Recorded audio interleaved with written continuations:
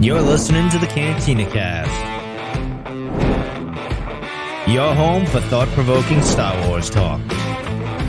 Join Albert Jonesy in breaking down the latest news, trailers, movies, and of course, your favorite characters from a galaxy far, far away.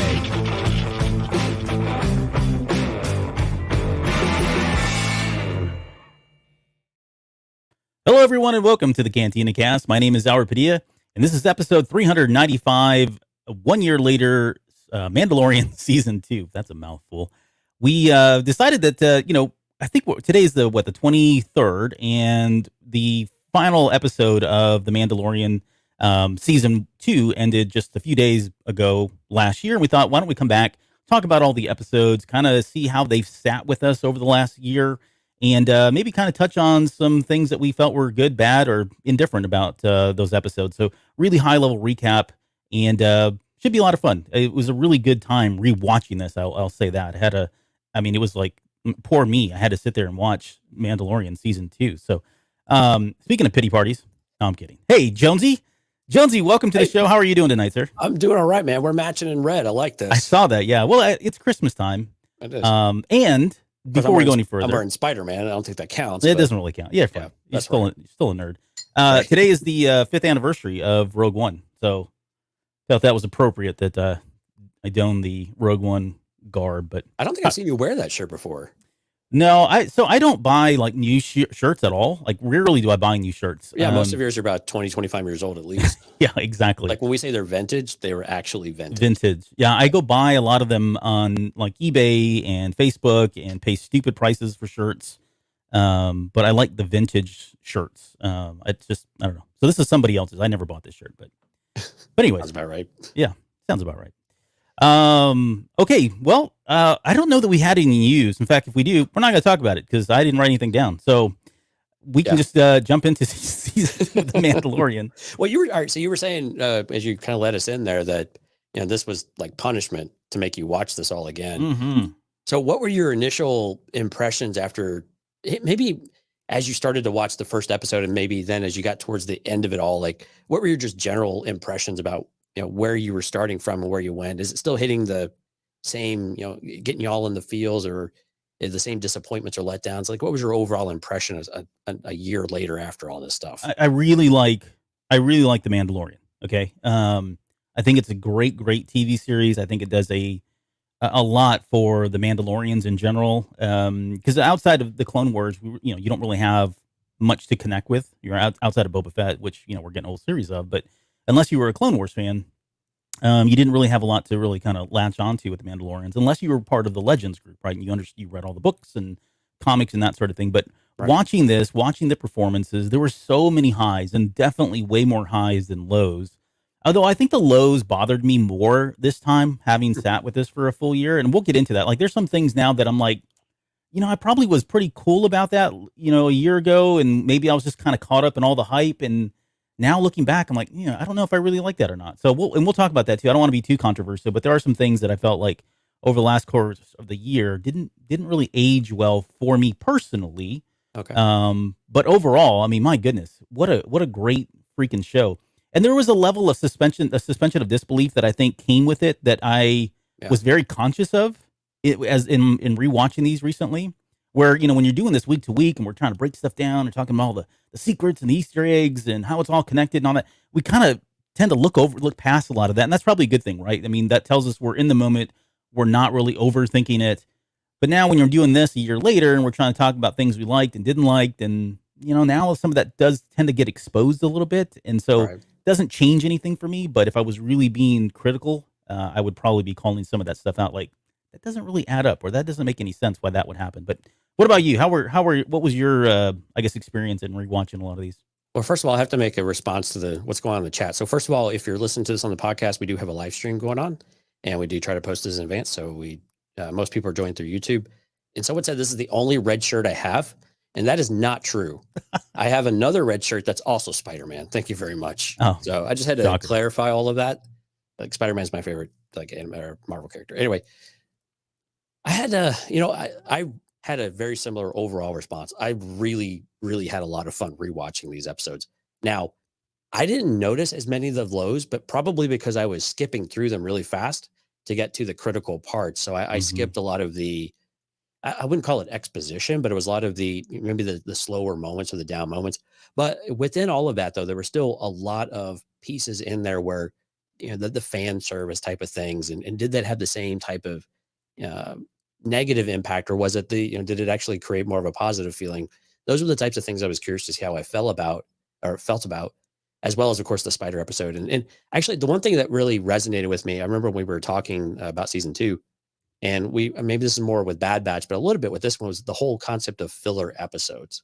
Yeah. And as I kind of went back through this, I was like, really, none of these were really all that much of a filler episode. Maybe the spider episode, but even still, it was very much a lead in to get you to the next stage. So I don't know that it 100% qualifies in that respect. And I think that was one of the things I enjoyed about rewatching, is that it really was a bit of a fast rewatch. I mean, it's 8 episodes, and most of them are in this 35 to 42-minute range. And it really did move along at a pretty good pace. But overall, I forgot how much I enjoyed the show, especially, the opening series, or the season opening, where you have this really cool music going on. And then, of course, then you get the theme music whenever, things go south in the fight arena. Yeah. And it was just, you just kind of get that feeling. You're like, oh yeah, this is cool. This is fun. And I think those are the parts that, not just what you see on screen, but the experience altogether can really, really take you to a different level with Star Wars. And not very many franchises can really say that. I was watching Hawkeye this past week, and that Marvel music is one of those same things type of do. When you hear that Avengers music or that lead in from Marvel, it has that same, like I'm getting that same kind of feeling I always got with Star Wars and Mandalorian in particular. But overall, this was a really enjoyable rewatch. So I'm really excited to go, kind of episode by episode here. And a real quick shout out to Mike Rondo, who decided to decline our invitation to. We asked him. He said no. Yeah, he was like, no, I'm too good for this stuff. I did it all once before. I'm not doing it again. I'm like, hey, if it was good once, it's good again. That's how we do things these days. So, but thanks, you jerk.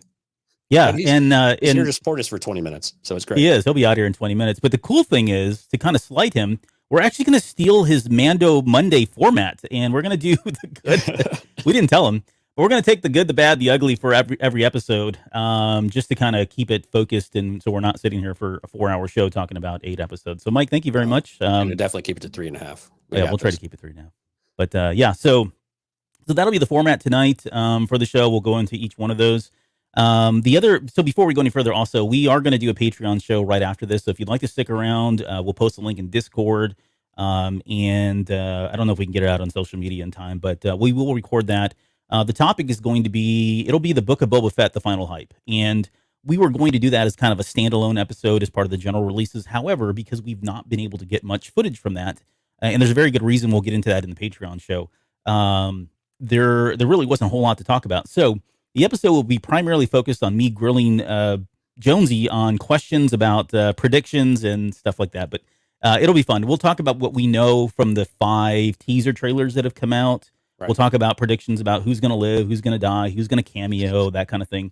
And just make it a fun little show. And we've got, I don't know, I had all these pictures of like all these Omega theories coming back. like I'm traumatized from Bad Batch. Yeah, I know. And we'll get into, we've got like show and tell stuff. I think Jonesy's got like 70 comic books. He's going to go through every one of those. So, and a Christmas gift behind me. It's awesome. But we got some stuff for show and tell. I actually got some stuff in, which I'm pretty excited to talk about. So anyway, that's all on the Patreon show right afterwards. Again, we'll post a link in Discord. And if anybody here doesn't have access to Discord, just throw it in the chat or something, and we can figure out a way to get that. And if you're not, eargluemedia.com/Discord. Oh yeah, there's that too. Yeah, we can always just plug it. That's cool. Yeah, there's another way. I like that. You always solve problems, Jonesy. I am a definite problem solver, man. Yeah. Okay. What we should solve right now is we should solve the episode going into it. Okay, let's do that. Okay, as a quick recap, season 2 opened on October 30th of coronavirus year 2020, which I thought was really relevant too, because you think about where we were in that time, and just everybody had been like cabin fevered at that point up until then, and then we get this, and man, it was just, I was looking forward to this just for something positive, and boy did we get that in all of 8 episodes that came out. It ended on December 18th, so we're about 5 days off from the 1-year anniversary of it with the rescue. It's a small little episode that had a cameo appearance by somebody kind of big. But yeah, so what do you let's get into the first episode, chapter 9, the Marshal, and I'm gonna pull up. I have all the artwork come up, the concept artwork pulled up. Right. I thought we'd go through that just kind of in the background. I'll cycle through it. We're not going to talk specifically to these pictures unless there's something that really jumps out at us. But I thought it'd be nice to have something up other than our faces on the screen at all times, and you can. Right. This is so weird. We're both wearing red. That's like that was not planned. Is it really We need to creeping you get out? like a. No, it doesn't. We should put our EGM shirts on and do that one day. I'm the only one that wears an EGM shirt these days. Yeah, I know. I don't even know what I'm, EGM the is. one, I'm the only one with pride in the network. Yeah, and no pride here. No, I'm kidding. I'm kidding. Okay, I'm so pulling up my notes here. I am paying attention. I'm just pulling up my notes. all right, so I've got a little quick 1 or 2 sentence recap for each episode in case anyone shouldn't have forgotten what these were about. But chapter 9 was the Marshal, and in search of others like him, Mando heads to Tatooine and finds someone wearing Beskar who shouldn't be. He slays a little crate dragon, and we're reunited with a great warrior, or a great old friend. Sorry, an old friend. Okay, so I'm gonna throw it over to you. Give me the good, the bad, and the ugly. And the way I didn't really give you some context here, but Mike could kind of took it a couple different ways. But the good meaning something that we thought really stood out. It can be a couple things too, because there were some really good things, multiple things that stood out per episode. The bad would be something that either didn't really resonate with you, or you didn't like, or could have done without. And then the ugly is supposed to be kind of like a literally face ugly, or something that happened, something that was ugly to watch or witness, or something along those lines. So, give me yours for the first one. Yeah, I really don't have any uglies for this episode, and I always hate going first, however, because then you complain that I've stolen all of your thunder for all the things, because I end up actually giving you my entire list without setting you up. Right, so I apologize in advance. So some of the good things I liked about this episode. So one was Timothy Olyphant. I mean, Cobb Vanth. Getting Cobb Vanth, period, was really really cool and somewhat expected. Mm-hmm. But man, seeing it on screen and the actor they picked to play it was absolute spot on, and the character of it was just really, really perfect. So I think it was a perfect casting call, and it really worked.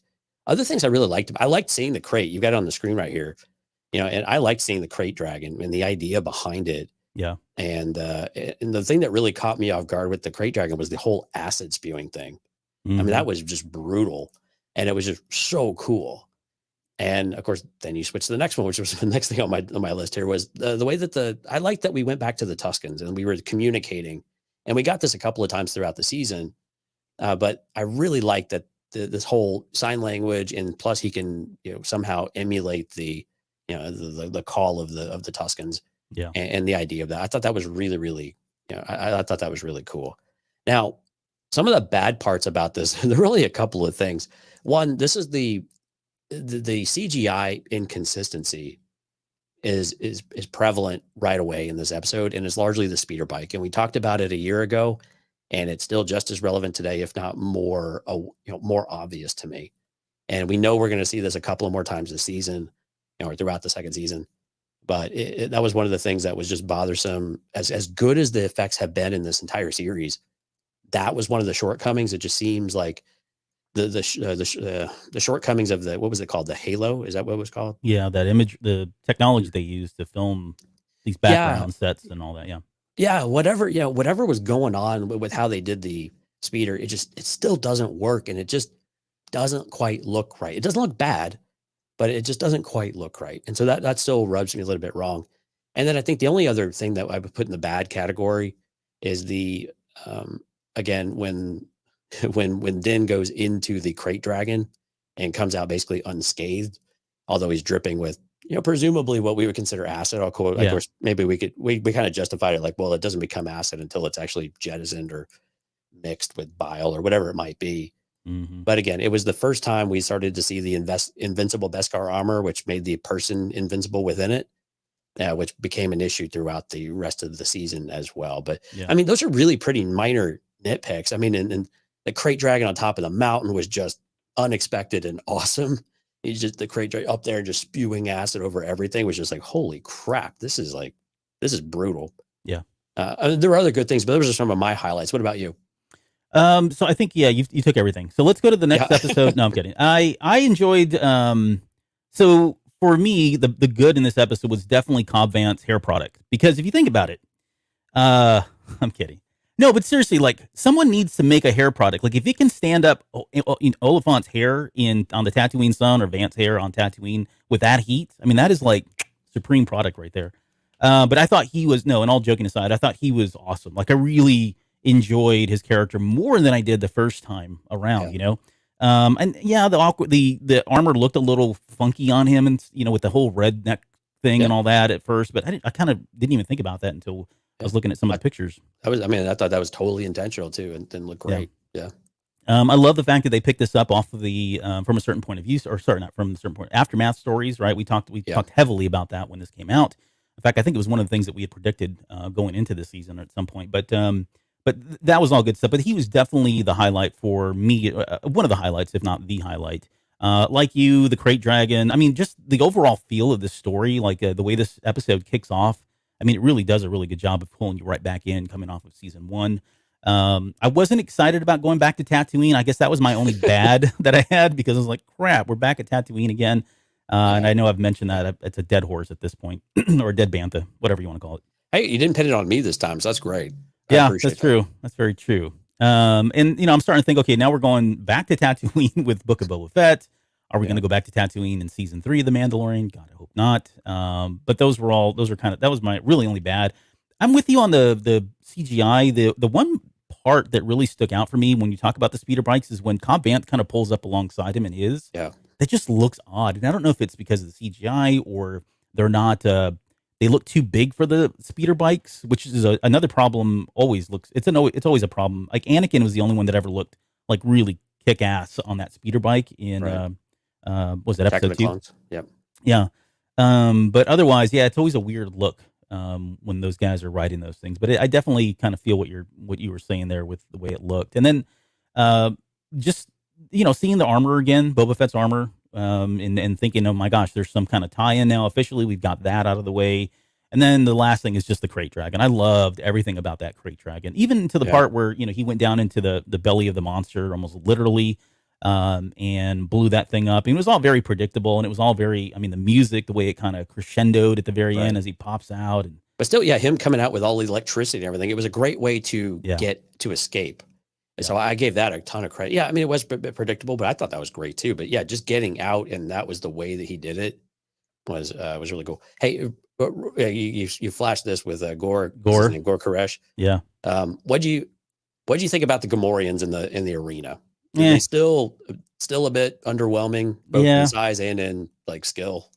I don't know. It was just they look like they have paint on them, but it's again, I'm nitpicking. It was still pretty weak. I like the sequence though. The overall sequence was really cool. Yeah. No, I agree. Yeah, and it had to be there. Like, and the other thing that got me thinking too is like when he's hanging upside down here and he walks away, we presume that he was eaten or killed or whatever. But what if he's not? Like, what if he does come back up?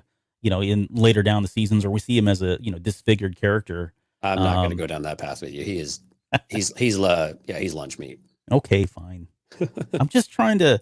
No, So he was. I actually like this character too. I know it was John Leguizamo, right? That did his voice. Yeah. John Leguizamo. So that's right. Maybe we get him in some other series or something later, because he's a kind of a big name actor. Right? They could have thrown anybody in the suit, and they didn't. So it's funny. Every time I think of him, I think of Spawn, the character he played in Spawn. Movie. That movie was so bad. Well, the comic book is pretty decent. Oh yeah, no, without a doubt. Jesse's got a question for you. Sorry, what's the deal with the den on Boba Fett's helmet? Yeah, shout out to my brother Jesse here. What's the den? That's where all of the criticism from Albert has been over the years. It just focuses on one part, and it dents his Beskar armor. Yep, true story. You heard it here first. That's right. It's probably another story for another day, but yeah. In short, Jesse, what we believe is him and Boba Fett and what was his name, Cad Bane, got into a draw and took a shot from the head.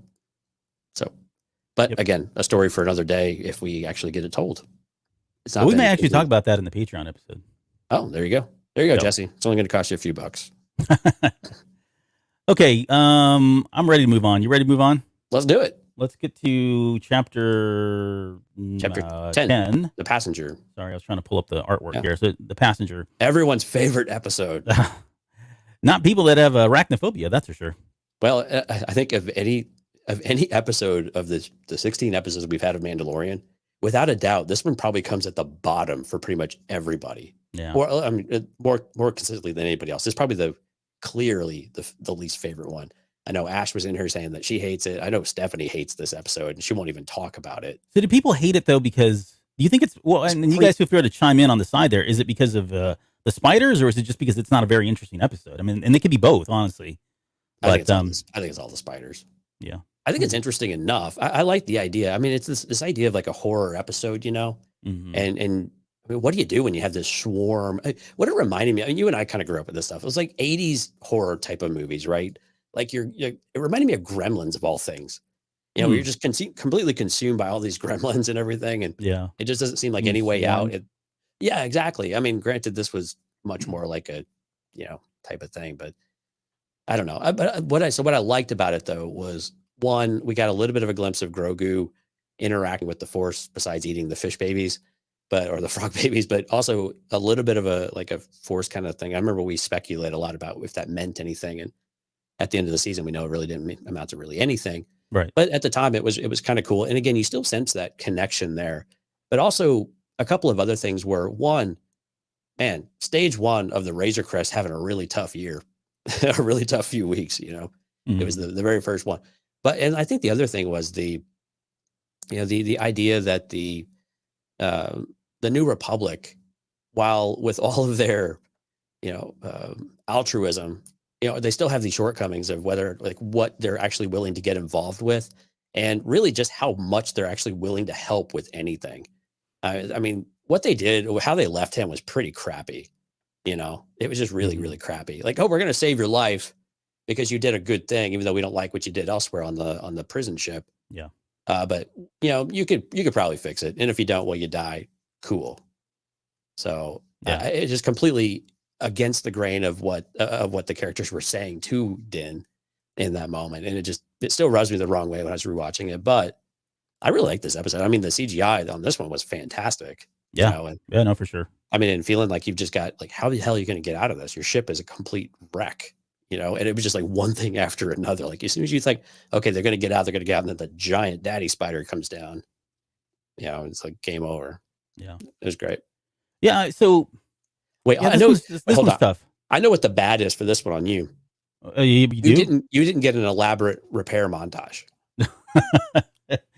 No, it's actually, so my bad on this one is the frog lady naked in the hot tub.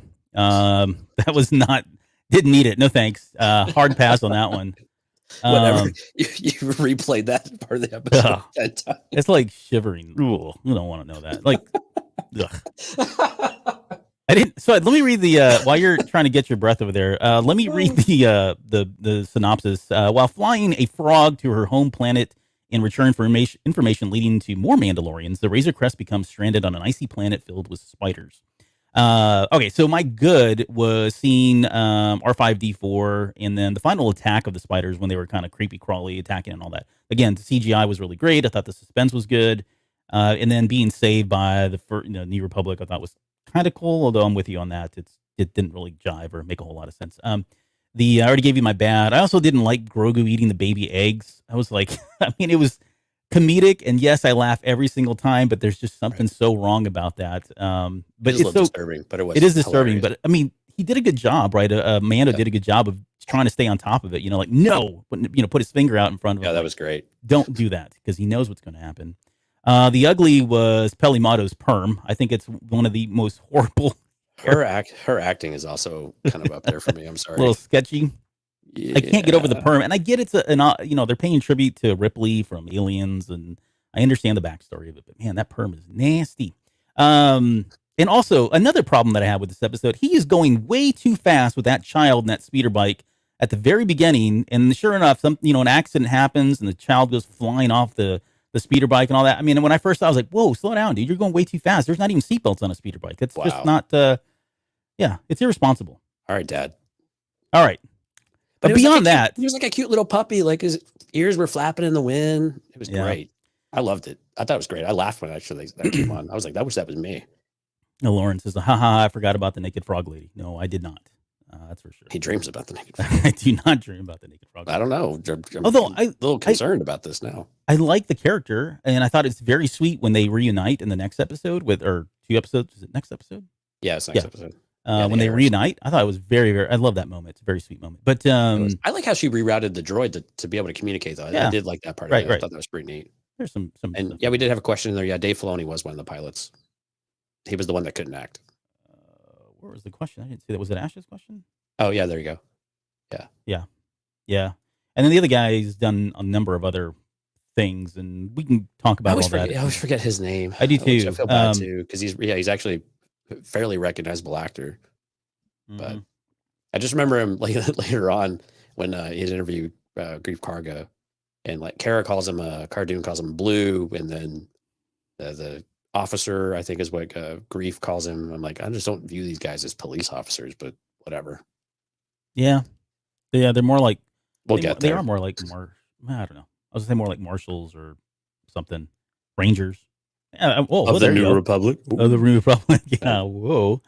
Okay. The other thing about this episode, at least for me, and I don't know where I'd classify this. Whether it's filler or not, it doesn't really bother me one way or the other. I can definitely see the argument for it being filler and the argument for it not being filler. But you take this episode out, and you have to take out the next episode as well, right? So you lose 2 episodes because really, once he has he's got the armor, and she's like, oh, there's a planet, and you got to go there. You lose this episode, and then you lose the one for you don't necessarily the one for repairs, but sort of you do, right? You may, because at that point that thing had fallen in the water and it was just put together with wire and shoestrings and all that. But that was the other. What I'm saying is that the episode of the Siege, that was another one where it felt like, okay, did we have to tell this story? Oh yeah, we did, because the ship was really badly damaged. Yeah. So they could have just said, oh, he got it repaired.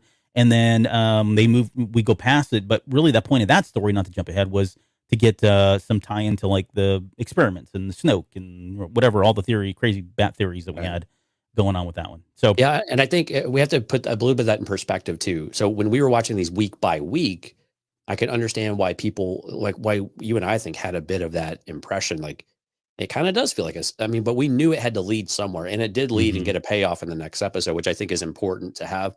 And again, trying to just jump from place to place, we would be critical of that if they just jump from place to place to place and kind of went that angle too. So I think this was an important episode to do that. I like that we were able to introduce the New Republic again. We like seeing X-Wings, make no mistake. I love hearing them. That was one of my positives too, just that humming. I could go to sleep. That wine that they've got going on is just great. I mean, and just seeing them and the whole interaction with them. The acting for, the Mandalorian a little bit here was a little off-putting.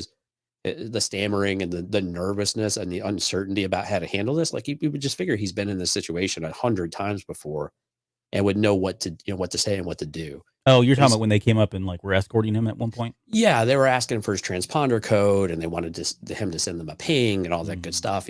It just seemed like he was not handling it as well as I would have expected, or not as, in more of a stoic way, or just being able to the old hat type of stuff. Yeah, I'm with you. I think I get that. I think the way I kind of rationalized it or made an excuse for it was he's got Grogu, he's got a passenger with babies, right? He was probably doing everything he could to keep from using evasive maneuvers. Because when he finally gives up, he just nosedives that thing, right? And everybody goes flying. I think he was just being hesitant about some of that stuff and hoping he could get by without that, and they weren't going to let him off the hook. So, right. But this is an episode I actually liked more over time. And again, I think it was partially because it was just a different environment. We had the ice cave. We do have kind of a non-human, threat. I love this artwork right here with the X-Wings chasing the Razor Crest.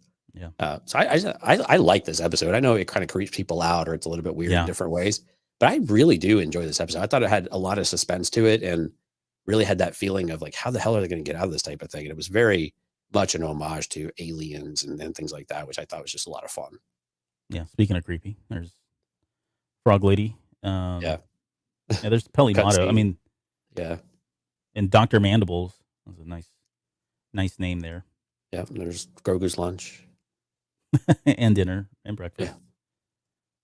Yeah. And and then of course we'd be remiss without mentioning the spider, right? The throwback to the Ralph McQuarrie artwork from Empire Strikes Back. Yeah.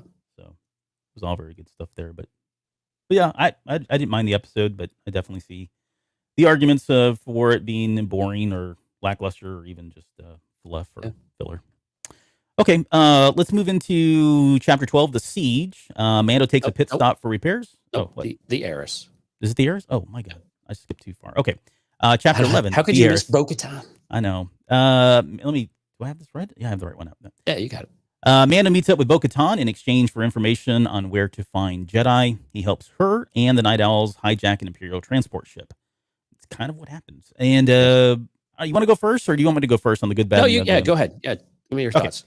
So the good was definitely Bo-Katan and the Night Owls. I mean, Yeah. hands down. Just everything about the way they moved. They're, finally seeing her, this real representation of her on screen and not animated for the first time.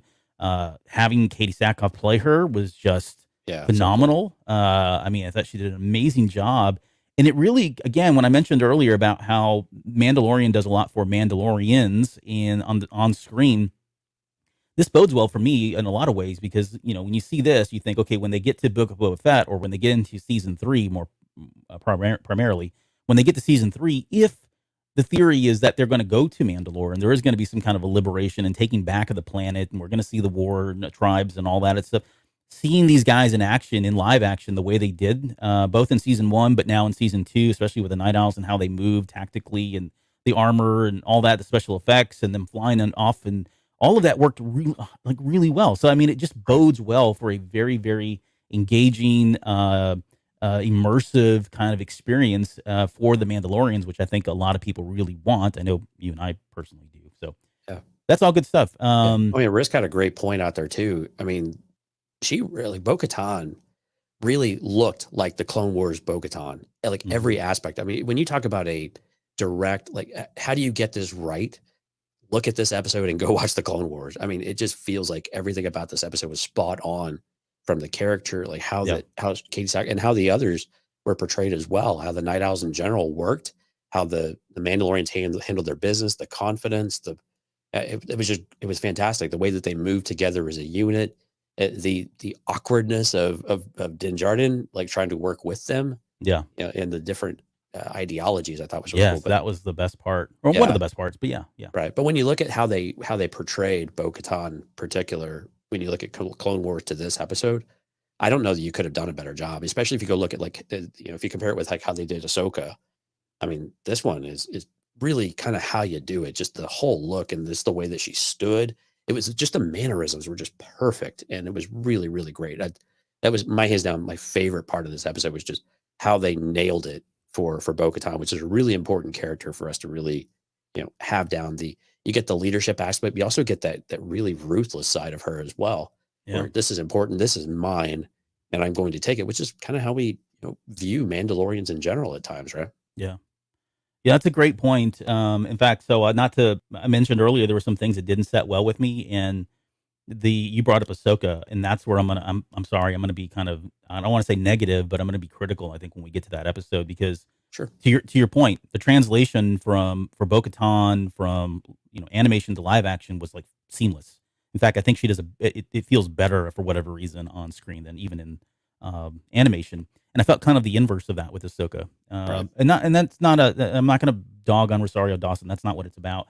But just like you said, it's the mannerisms and it's that translation. And is it that same character that we were expecting? And I know I'll save it when we get to Ahsoka. But yes. But I think to your point, having into some of the chat, having Katie Sackhoff do it made that transition really seamless. Mm-hmm. That was a big part of it. She looks the part, Mm-hmm. She of course sounds the part, and then they had the costume and the build of her and the others was just perfect. And so it was just everything kind of clicked and worked. And some of that was just probably the continuity from what we had seen on screen, even though she clearly looks different than what we had in the Clone Wars, right? She had longer, straight hair, it was kind of straight to her shoulders. So she had a very different look, but you would almost not know it, especially with the helmet on. Yeah, I'm kind of cycling through some of the pictures now. I don't get this one. Yeah, this is like a comedic art with the little squid thing attacking Grogu. It's fine. This is the harbor. Okay, so let's. My bad. And we talked about this when we were talking about the episodes. As we were last season, and this comes up a little bit later. But one of the bads that I think I've had is Mando and his armor, and the fact that he can take all this punishment because he has the Beskar on, and he's not fully.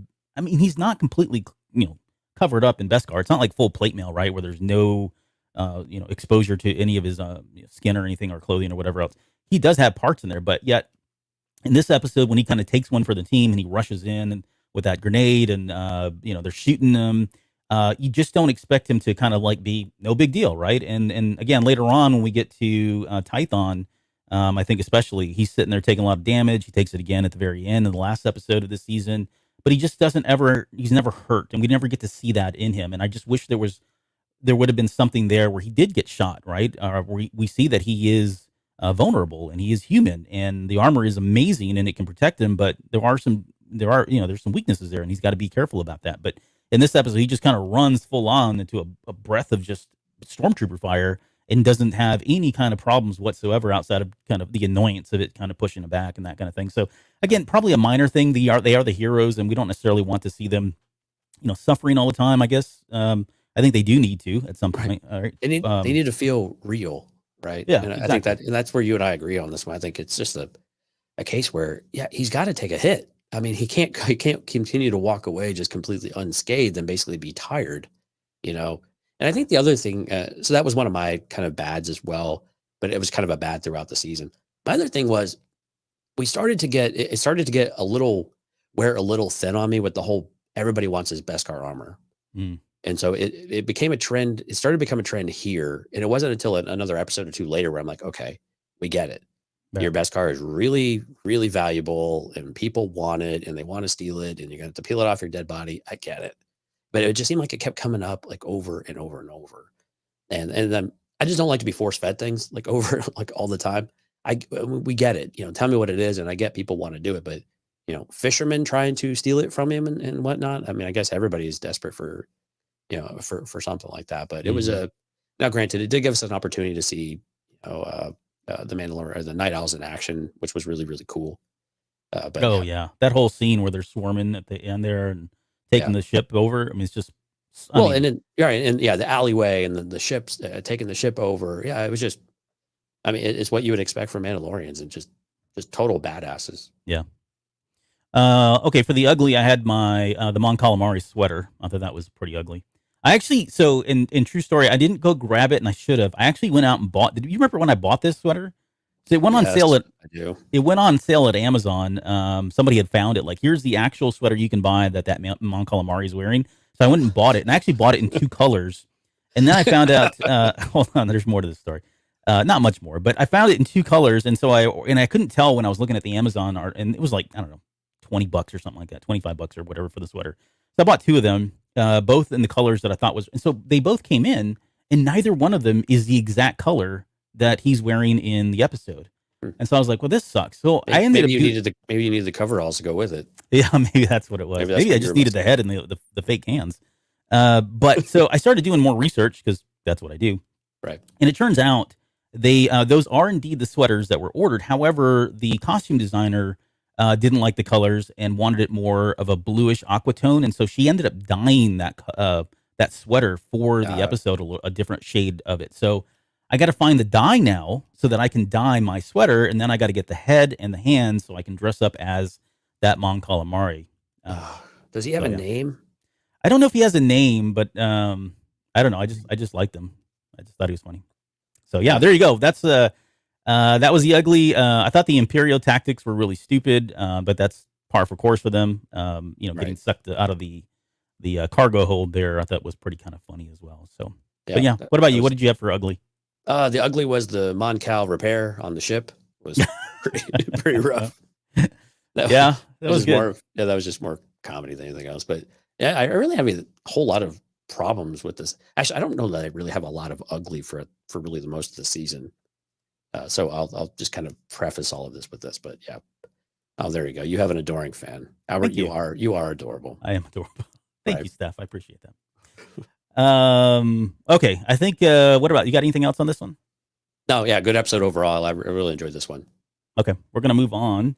Wait. Yeah, I do. I do actually. And it's more of a question for you. How do you feel about the whole, this is the way, that is the way, in the different ideologies that we started to be presented here with a Child of the Watch versus, whatever Bo-Katan and them are. Yeah, I love it. In fact, I if we go down the path of again the theory of them going back to Mandalore, and when we got into some really crazy stuff with them on the moons, and staging, the takeover or the take back and that sort of thing. I love this because it lays the foundation for them to have conflict later on. Like, I still think this is going. You introduce like the armorer into this, and you've got somebody like the armorer going off against Bo-Katan and talking about ideologies and what's right and what's wrong, and what is the way, what's the true way, and all that. There's some great conflict that I think that's going to happen. I'd love to see those two get into some kind of theological or ideological debate about what is the way and what does it mean to be a Mandalorian, and then having Din Djarin, who's just like a like a Jango Fett, right? Where they didn't come into it, and they were brought in as what is it called? They're not younglings, Foundlings. Yep. Foundlings, yeah.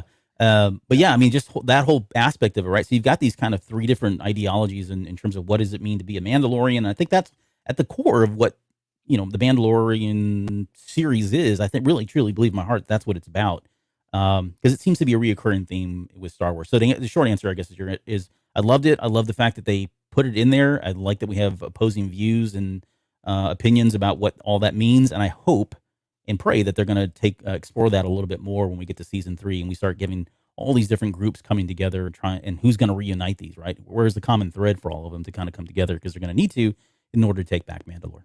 Right. And I think that's a great point. I think I thought a lot about what you were saying a year ago, and kind of where you stand with all this, because I know you're a huge supporter of Din Djarin wielding the Darksaber and bringing people together. Mm. And the more I thought about it, it's like, okay, the idea of a foundling being the one to lead the Mandalorians and to bridge that gap has become much more appealing to me over time, especially when I thought it more in the context of a foundling, an outsider coming in to unite the clans, and really that perspective of it. I'm sure that's probably what you were saying, but it took a whole year for that to finally sink through my head.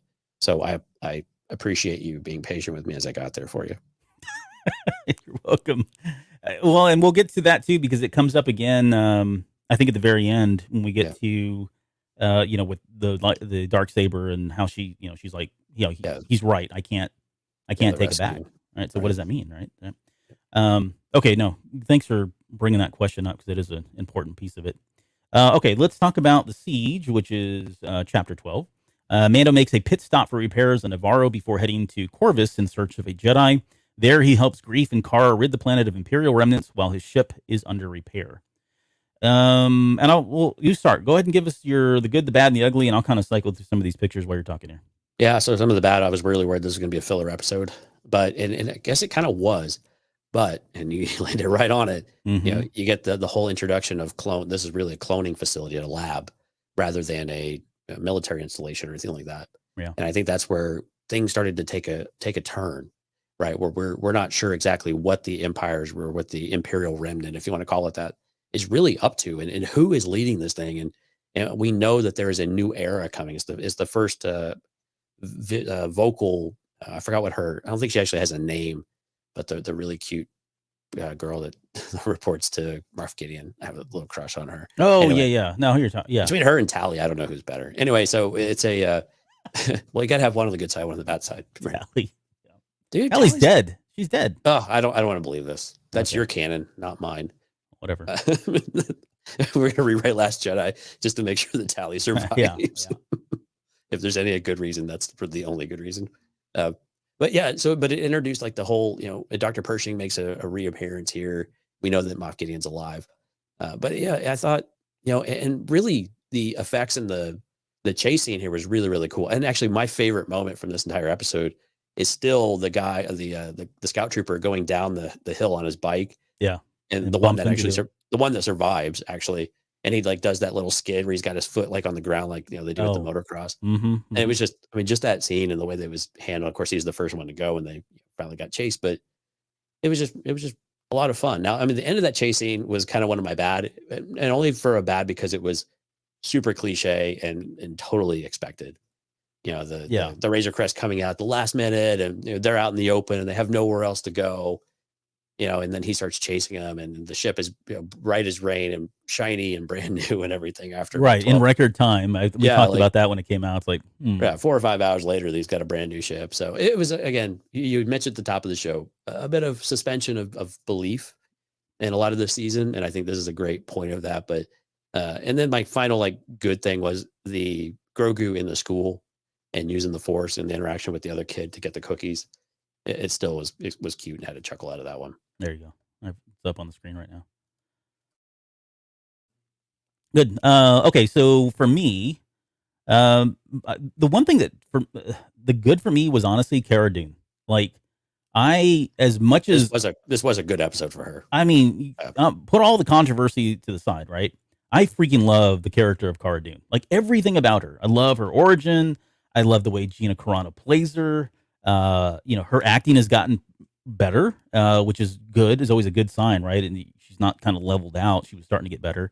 And I think it's unfortunate that we're not going to get to see her in this next season. Honestly, I really do, from the bottom of my heart. I don't like that. I get it, and I get why. I don't maybe disagree with it, but whatever. It is what it is, and she's not going to be there in the next season. So that said, I thought this was a really good episode for her. It showcased her talents really well.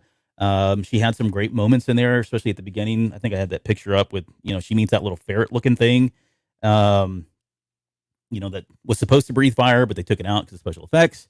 But yeah, again, I thought it was a great episode for her. The other good that I had was that, the TIE fighter battle at the very end. I thought that was pretty suspenseful. Yes, it was cliche because he comes in last minute, aka Han Solo, you're all clear, kid, kind of thing. But it was good. I really enjoyed the suspense that brought, and the fact that the turrets were blown up. I mean, they did a good job of kind of slowly building up until like, how the heck are they going to get out of this? And the last thing I was expecting was the Razor Crest to be fully restored. So they got me. They surprised me. So kudos to them for doing that. Right. Yeah. Yeah. But it was an enjoyable episode. It was really cool. I mean, this is also one of the first episodes, I believe, we had a lot of callbacks. A lot of the trooper dialogue was basically right out of A New Hope. Yeah. Several, like more than one. I think it was like 2 or 3 different lines. A lot of the camera angles, though, there was some really good. Actually, I really liked some of the camera angles and the Imperial installation. We did get a bit of a joke about the lack of handrails, which was, one of those kind of breaking the fourth wall type of things, which I just found was great because, I mean, you and I complain about it all the time. Oh, it's spoiler alert. It's my bad, but keep going. It's your what? It's my bad for this episode. Oh, really? Yeah. Just like too on the nose? No, just the lack of guardrails in Imperial bases in general. Oh, well. Yeah. That's the bad of every Imperial installation. I guess it's a big OSHA violation. But I'm with you. Cara Dune and the character in this episode was kind of her moment to shine, and I like it when people get excited. She's like, woohoo, yes, crushing the thing. It was just exciting. It was a lot of fun, and this was a total setup episode for Rangers of the New Republic. Absolutely. And the end of it was, and so seeing that really, actually felt a little bit of a pang on that one, where it's like, man, this was a total setup episode for that series, and that series, I don't think had it been announced yet. No, I can't remember if it had been announced yet. Right? Yeah. So it was because we didn't get that till Disney Investor Day. That was in November.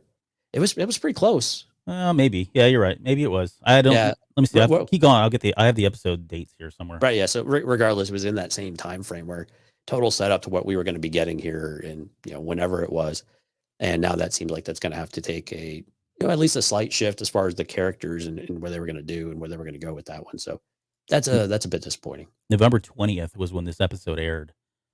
Yeah, and I want to say Disney Investor Day was earlier November, if I remember right. That's fair. Yeah.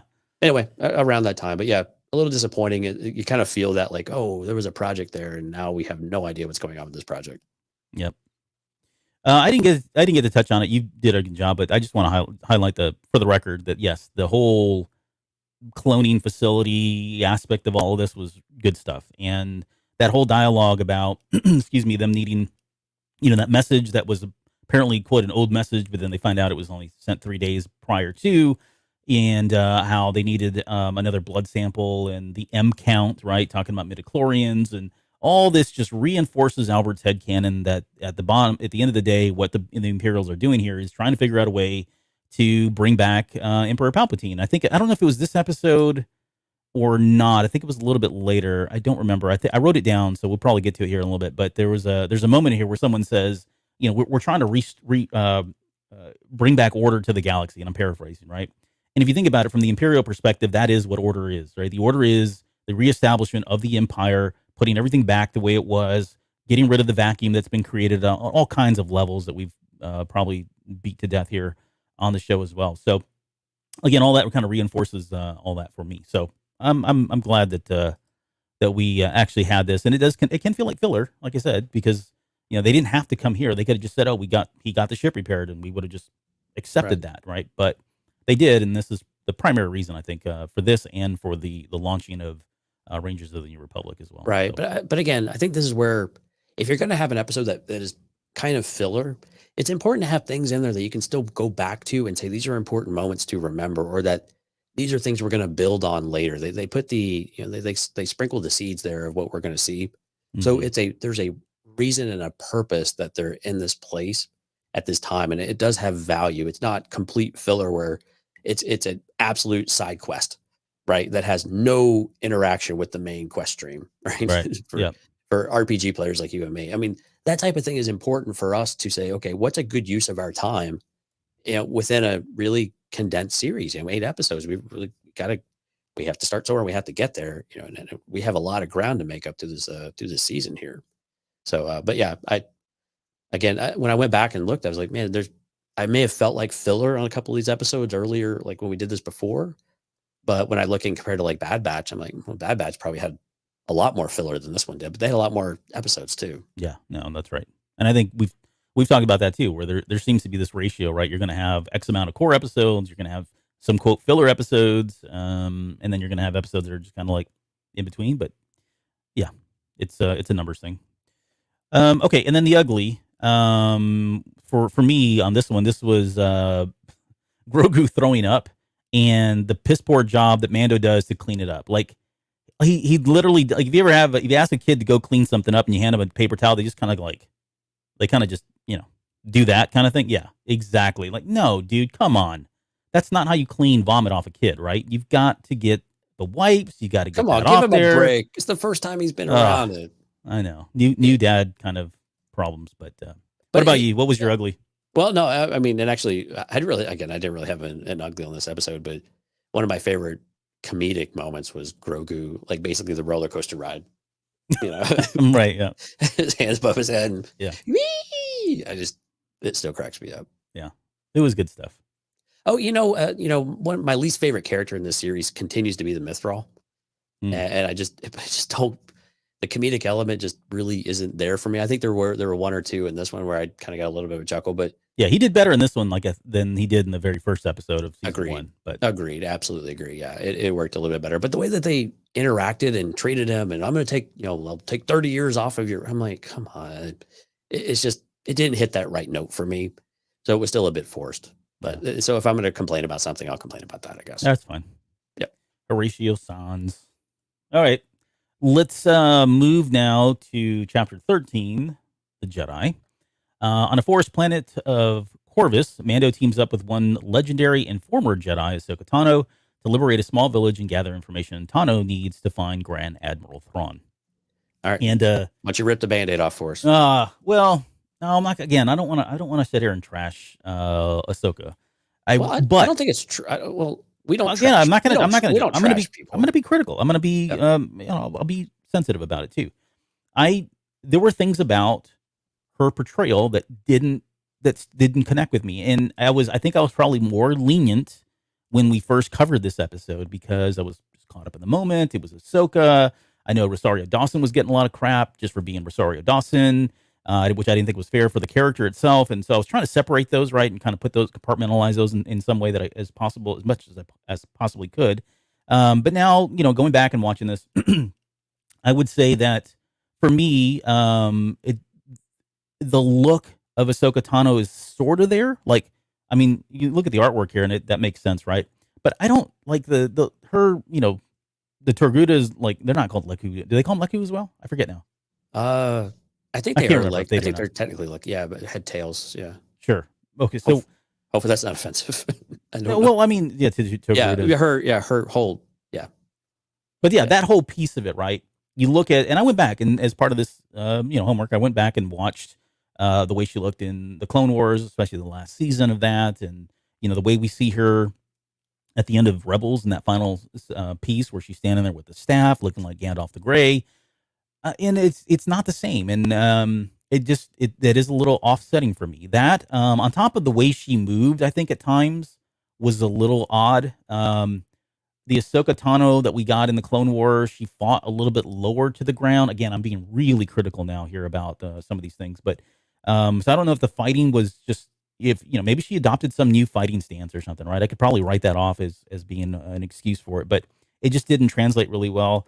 I didn't have a problem with Rosario Dawson's voice, but hearing that voice, Katie Sackhoff is not really fair because it is her voice, right? But hearing Rosario's voice was lower in pitch than somebody like Ashley Eckstein in terms of the way it sounded. So that was a little bit off for me. I wasn't really crazy about her garb. She almost looks homeless and not really like a former Jedi. I mean, she's got like MC Hammer pants on when she's standing there at the very end and she's fighting. Although I will say I did like the blades, the lightsabers, the sound was there. I mean, it was enough there for me to be like, yeah, this is Ahsoka Tano. This is her on the screen. But I don't know. There was just something that wasn't exact. I was a little underwhelmed, I guess, in rewatching this and really wishing that they had done a better job, I guess, overall with it. And I don't know. I'm not trying to fix anything. I don't want to prescribe anything. Again, this is just me kind of giving you my reaction after watching it a second time. So, and this is coming from somebody who loves Ahsoka Tano. Like, don't get me wrong. Oh, yeah. Ahsoka Tano in your family is a big deal. It's a huge deal. So that maybe that's why I'm as critical as I am, right? Because I was expecting more. Maybe my expectations were just too far off for me to really kind of have an objective view on here. But anyways, I don't want to keep dogging on this, but I guess if anything, those were the bad. I kind of just jumped right into it. Sure. But what about you? Why don't you? Let's talk about Ahsoka just a little bit more, kind of from my respects. I think the things I liked about it that they captured with the character really, really well was the speed and the quickness of her, like, going through the Force, which I was really cool because that was always one of Ahsoka, especially when she was younger. When even in Rebels, it was just that really quick movement. Yeah, there you go. Head Montrails. I think there you go. That's the official term there. Thank you. So it's that quickness, right? And that ability to not be necessarily stealth, but just to not be predictable in that way. Now, she did seem very aggressive, and I think Risk may have made a comment in there about this too, that she still felt more angry, and a bit less Jedi-like. And again, she's not a Jedi technically, but she was very aggressive and very quickly, quick to strike and kill these guys. Now, we don't know exactly what else has been going on or how long she's been chasing, or what else might be going on. Clearly, Morgan Espeth is torturing people, to make a point as well. Yeah, but. Yeah, the look, it was a bit tough because again, when you compare it to Katie Sackhoff, it's just not fair because I mean they had so many visual, reference points for those two already, and to bring Rosario Dawson, God, I sound like Mike, Rosario Dawson, who I thought she did a really great job. I think she really captured the stoicism of Ahsoka and the complaintiveness and the maturity. And she's a big fan of Ahsoka Tano. Oh yeah, definitely. And I mean, just the maturity of the character, I think, was definitely there. I think the one thing that people really have the hardest time with are the Montrails, though, because again, the way that they had to make it heavy so it didn't move around too much. But I think you could see we'll call them wrinkles, right? The creases where it hit, was on her shoulders, and it was inconsistent from frame to frame and from scene to scene. One would be, I think her left side would typically be pretty creased. And then the one on the right would not be. And then the next scene, both would be pretty creased. And again, this is a side effect of having a physical prop, I think, too. And we have to cut them a little bit of slack in that regard. But again, when you have a huge budget, when you have a sizable budget, you expect them to get some things really, really right. And this one, for as many things as they did right, that was one part that I think they fell short of the fans' expectation. And then we kind of get to that point with Luke as well later on. But so I think when you're talking about the criticism there, and the only other part that I thought for Ahsoka specifically was when she was actually fighting and moving around, she was not as quick as we would see, like what we would think. But again, I think that's not necessarily fair because you're talking about an animated character and trying to emulate that in real life. Right. And And I'm I had, sorry. and not to Yeah. not to jump ahead, but I had the same problem with Luke in his arrival. There were some moments in there where I was like all in, excited, but at the same time it looks really odd because he's moving way too freaking slow. But yeah, so and just going back to Ahsoka Tano again, I don't have a problem with the character itself. I'm glad that she's here. It gives me hope of what we're going to see. I hope they improve all this when we get to the Ahsoka Tano series itself. But it just with a character like this, as important as it was, and the other thing again, to be critical and to be fair, you had somebody like Dave Filoni directing this episode. He wrote, directed the whole thing, and he's not the strongest director. I mean, we saw that in season one of the episodes he directed. I think they were probably the weakest episodes, and that's fine. We got to give him time, right? He's making the transition from animation to live action, and we talked about that too in the past on episodes about how that some people are naturally gifted at going from animation to TV or TV to movies. They're very different mediums and how you go about these things, and so for him, this is a learning process, right? He's going to continue to get better. I have no doubt about that. But there were moments in here where I felt like the direction was a little off, especially when it came down to the editing. And so some of going back to what you mentioned with the slowness, and it's not even so much the movements itself; it's the way it was cut, right? Yeah. You linger too long. If you cut quicker, you can simulate quickness. Exactly. And then I felt like he hung on some of these scenes just a little too long that kind of exposed the slower movements. And some of the slower movements that were probably derived from the fact that she's got, 20 pounds of whatever on her head and trying to wield lightsabers and choreograph all this stuff. And right. All of this it was in the city, I think, is where you really saw it. Yeah. Like when the droids were shooting and she had to climb up the house or whatever. Yeah. I think that was the scene that stuck in my head where she just seemed sluggish. Right. But again, probably got wires attached to you and everything else, and you're trying to do the best you can. You got to have help in the editing room to really sell it.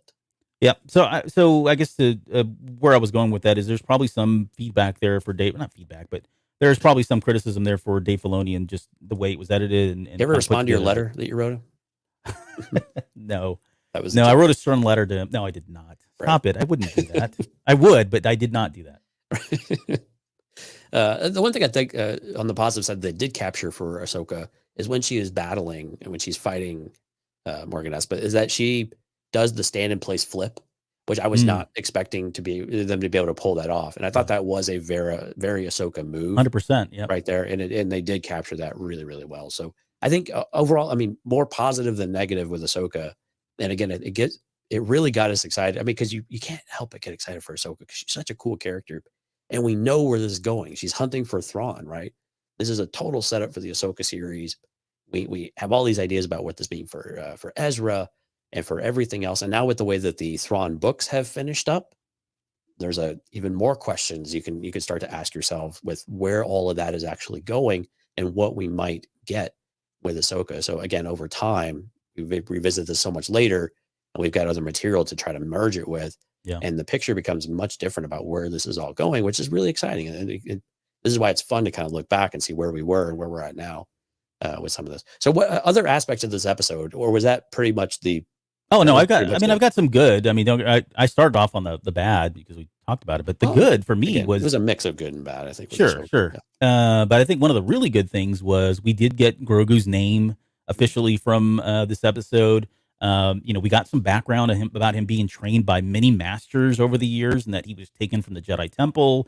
He doesn't remember who took him, and then there's also this, that, at some point his memory goes dark, right? And she can't see what's going on. So how did that happen, right? Was he under some kind of duress or stress?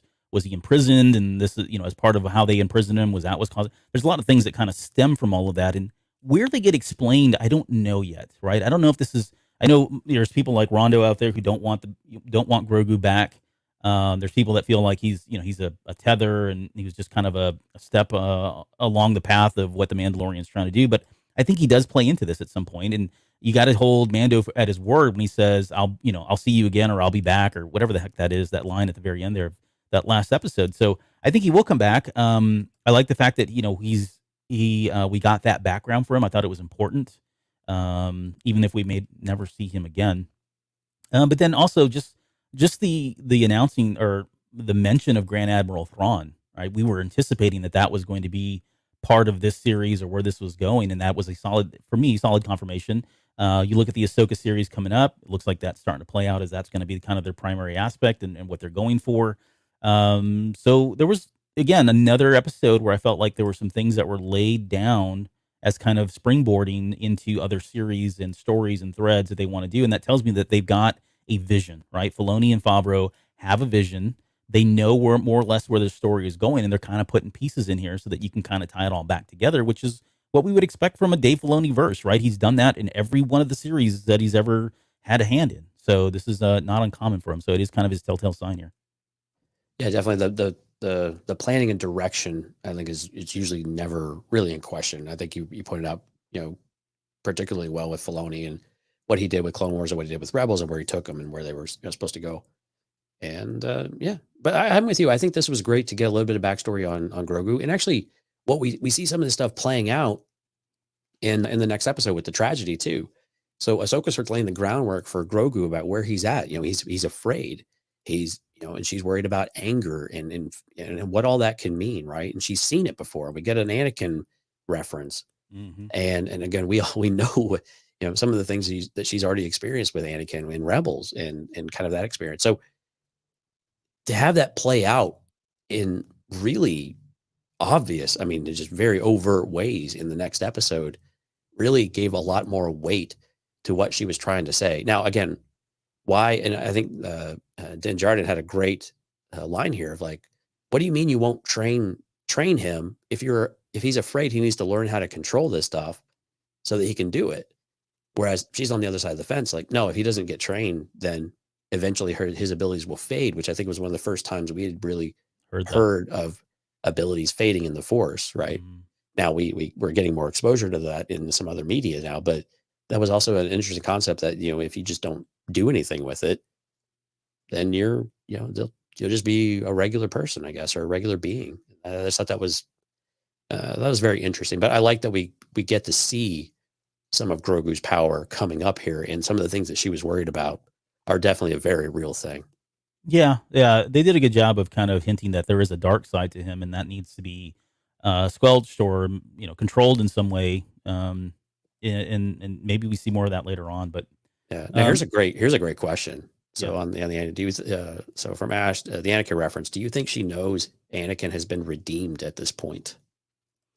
I think so. And the only reason is because I would assume at this point she has spoken to Luke Skywalker, right? Communed with him in some way, or if she's not, via proxy, she's spoken to, communed with Yoda, or or maybe she saw him. I mean, think about their connection, their bond, how close they were. If he's gone over to the good side and he has the ability, which we know he can manifest his spirit in, because we saw that at the end of Return of the Jedi, who's to say that he hasn't come by and said, "Hey, it's me. Sorry about that, but I'm all good now," kind of thing. We good? Yeah, right. I mean, if he can help Rey out, why can't he go pay Ahsoka a visit? I guess that the other question though is, has Ahsoka come across Luke? And there are times where it's like, it seems like they've crossed paths, but then Ahsoka, with some of the things that she says in this episode, kind of make you think maybe not. But there's enough that she says, well, maybe they have. I mean, it's very ambiguous, right? And I would like to think that they have crossed paths at some point, and that she is still going down her own path because she's got her own. She's not a Jedi. And she's got her own, plan, or what she needs to do with Sabine and Ezra and Thrawn and all this other stuff. But it's an interesting concept, and that's a good question. I like the question a lot, actually. Well, yeah. There was another. So they're now in the chat talking about whether you use it or lose it on the Force, and this goes actually back to one of the questions that we had during our Q&A session from the readers, where somebody had asked about Luke Skywalker and why. He was a teenager, and at that point he really hadn't demonstrated anything, and then went through training and all that. And I think that's part of it. I think what we said then was that, and we see this in you mentioned it, but the High Republic, and there's some other stuff that's going on right now. But the Force is something that, people are Force sensitive can tap into, but without training, they don't know how to do that. And so like anything else, like atrophy could set in, right? Atrophy could set in. You start losing your connection with the Force, and without that connection, someone has to help you reconnect, or you've got to be able to figure out a way to do it yourself. And so there is a chance there that it just goes away. Here's the only, and I don't have a really an ugly here. I couldn't find anything that was really funny. I was going to make fun of what's his face's hairline, but that was not a good joke because I'm losing mine. But the one thing that Too close to home. it's I was like, whoa, I don't want to throw bricks here at a glass house. The one thing that did stand out, I guess it's a bad, maybe it's a negative or whatever, but I don't like that Ahsoka Tano was like not willing to help Grogu, and I get they try to kind of write that off as to why, and that's Filoni, so you're not gonna really go push up. I'm not gonna go into grain and say it didn't make sense, Right. but the idea that her solution was to go find a stone, sit the baby on the stone, and see if somebody answers the call. Like, it just seems like, I mean, visually it looks cool, and it certainly sets up, things for the next episode and all that, and kind of a bigger picture, right? But that just seemed kind of like I don't know. I didn't like the fact that that was her response. It's like, I don't know, go see what you can find, Well, but I think again, and that's why it leads to the question of whether or not she actually has come across Luke, or whether she. No, yes, you're right, you're right. I mean, and that's kind of where the question. That's why it's like, okay, well, does she? Because in that kind of place, you would think that, okay, maybe she doesn't know about Luke, or it's been a very long time since they've crossed paths, which might be more accurate in that regard. Because Mandy's got another good question. You think they would have felt each other's presence at some point? You would think. I think so. But again, Ahsoka has been in hiding. So and we can't really use the Ahsoka book as canon anymore, right? Yeah. But we know that she was laying really low in a low profile, and while she's been doing the Fulcrum thing, she wasn't really in Vader's radar either, right? That was really fun. Yeah. But I mean, so you would think that she's been lying low enough to try, because again, the state of the Jedi right now, they don't want to be found, or at that time where she left, they don't want to really be found. And now it's kind of this reemergence. Like, how confident are you to reemerge? What have you got to emerge to? And so there's a lot of questions about what this age actually looks like with Luke. And we know so little about what Luke has been doing the last 5 years between Return of the Jedi and this story, that there's fertile ground here for us to learn more. And hopefully the Ahsoka series is going to help fill in some of those blanks. Yeah. Okay. Did you have an ugly on this one? Because not, I think we're probably ready to move on here. Yeah, I think we beat this one to death. Okay. And I don't think Ahsoka book is canon, actually. Someone's asking about that. No. I mean, there's parts of it that technically could still be canon, but because they've already written off pieces of it as not happening, then when they did the final Clone Wars stuff, it started to tweak some of it a little bit too. Yeah. So I think technically it's not canon, just like Plagueis isn't. Yeah, it's like canon adjacent now or something weird. Yeah, they don't have an official name, but that's kind of how I've been looking at it. Yeah. Okay, Chapter 14, The Tragedy. On the Jedi planet of Tython, Mando and Grogu attempt to call for a Jedi when they're attacked by Boba Fett and Fennec Shan. After learning Fett merely wants his armor back, the three take on a squad of Imperial stormtroopers who act as a distraction while Grogu is Yoda-napped. That's not what it says. I think that's the official that's exactly what of StarWars.com. Right. All right. The good. I mean, my goodness. This episode is like Richard the Boba Fett episode, right? I mean, what else is there? It's the fact that we get to see him again. I mean, everything from the way this thing starts, and you get to see Slave One flying across the screen, and that whole image and the sound of it. Yeah, exactly, man. It was just like, I mean, it's hard not to fanboy girl whatever out on that whole scene. And then just seeing Tamura Morrison playing Boba Fett the way he did, right, and just the savagery and the way he fought in all of this. And again, I'm going to credit to Robert Rodriguez, and this is what I'm so excited about going into the Book of Boba Fett, because he is behind so many of these episodes. And just as an aside, I actually have a buddy of mine that I've known for about almost 16, 17 years. He actually works at Troublemaker Studios, which is Robert Rodriguez's studio. Oh, and nice. I reached out to him, and I was like, hey, man, what's up? He literally text back, said, don't even ask, dude. That's all it said. So I can't, I've respected it, and we joked about it, laughed about it, whatever. But he's the you're saying no to the My Little Pony watch party? Yeah, no, right.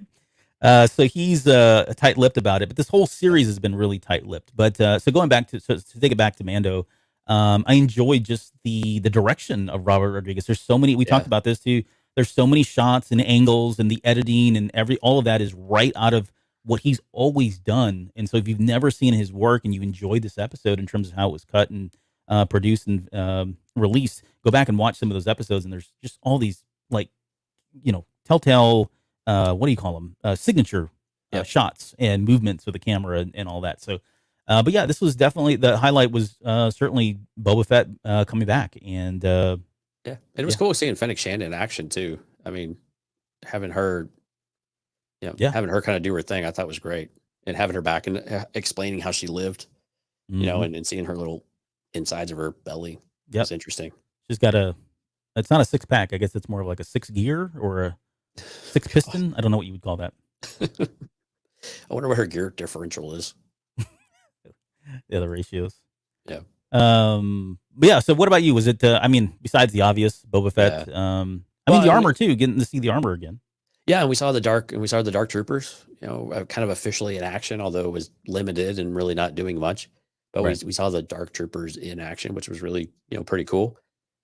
We did get to see Grogu commune with the Force in a very different way than we've seen, right? This whole, basically, this is ET phone home type of area, right? This beacon, this nexus point, and yeah, the artwork here is fantastic. Actually, I would have loved to see them realize this artwork rather than what they did. That would have been neat. Yeah. I think when you look at the bad, though, it was, well, could we say the sad? Because we finally said goodbye to the Razor Crest. Which I predicted would happen. Right, yeah. I think we still need to have a moment of silence here, if you can permit us. Thank you. Okay, that's enough. Thank you. Right. But yeah, so sad to see the Razor Crest get blown to pieces. But I think the other part was the Din was a dumbass in this episode, trying to get through the force barrier or whatever it was, and keeps getting knocked out and knocked back. Yeah. It's like, and then he's like, all right, well, I'm going to go protect you. Like, clearly you need protecting. You can't get through this thing. No one's going to get through this thing. Yeah. It was amusing. No. Yeah. Before we went to season 2, I think we were doing predictions, and we asked, like, one of the predictions was like, who was going to die? And I said the Razor Crest. Yeah.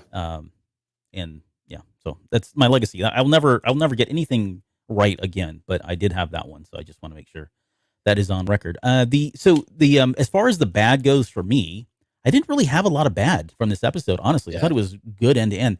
The only bad I have is a personal problem with me. I've got a personal problem with you. I know a lot of people. Please get in line. There's a form. But the personal problem that I have is with Tython.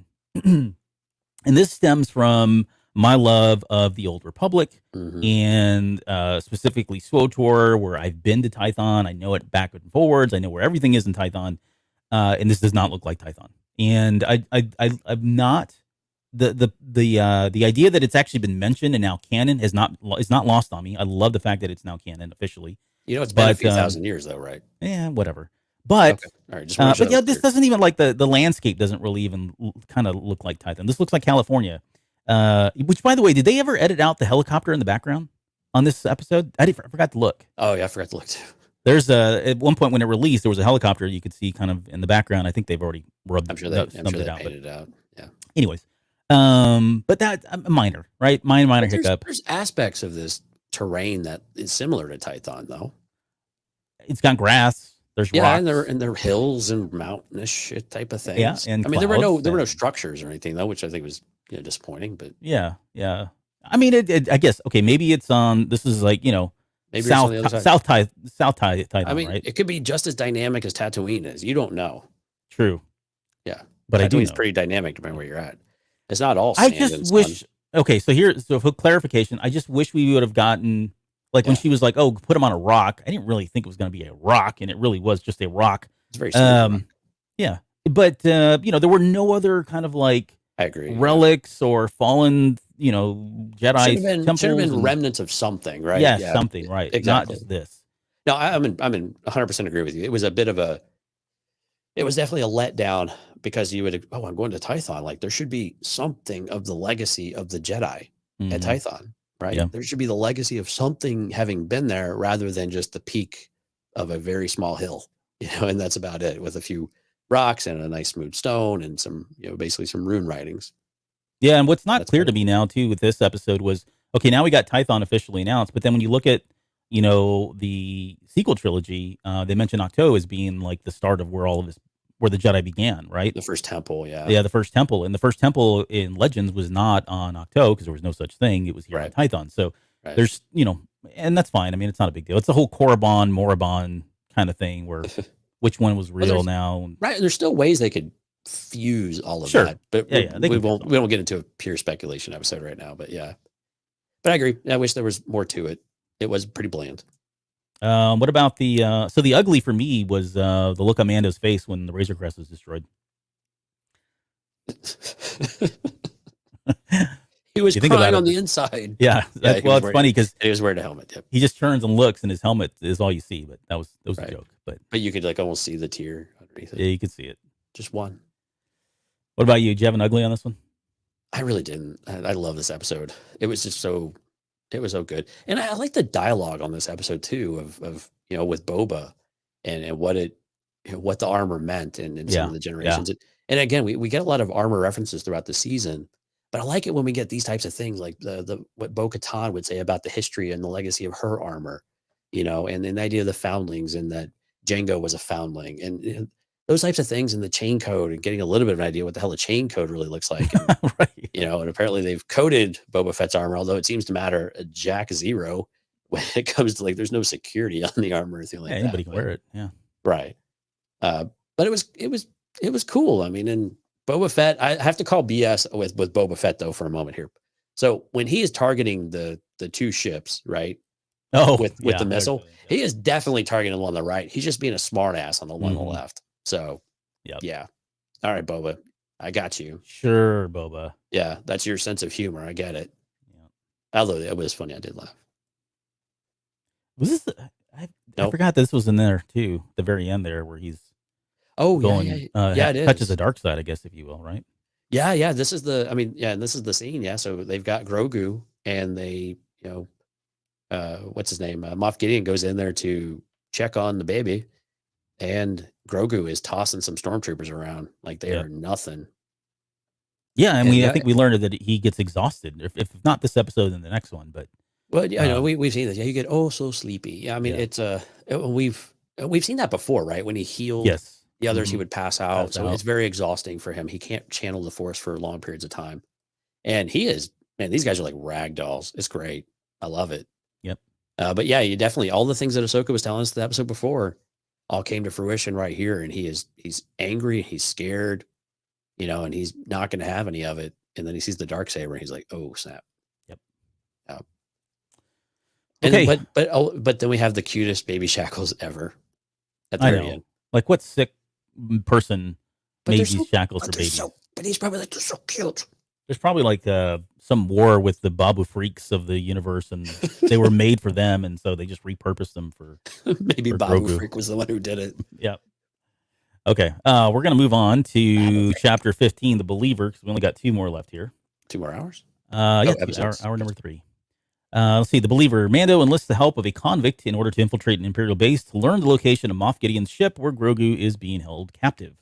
And I'll let you go first on this one. Go ahead and give me your good, the bad, and the ugly on this one. I love the Imperial Graveyard. I mean, the whole idea of like the shipyard that's just all this trash and everything. Yeah. I like the idea of it, and the way that they portrayed it was really cool. Without a doubt, this episode probably has my favorite scene in the entire season with Mayfield. And this was this was such a redeeming episode for Mayfield's character, where we thought he was kind of campy in season Mhm. 1, and it really didn't hit the mark. Oh my goodness. Like it was so good in this episode.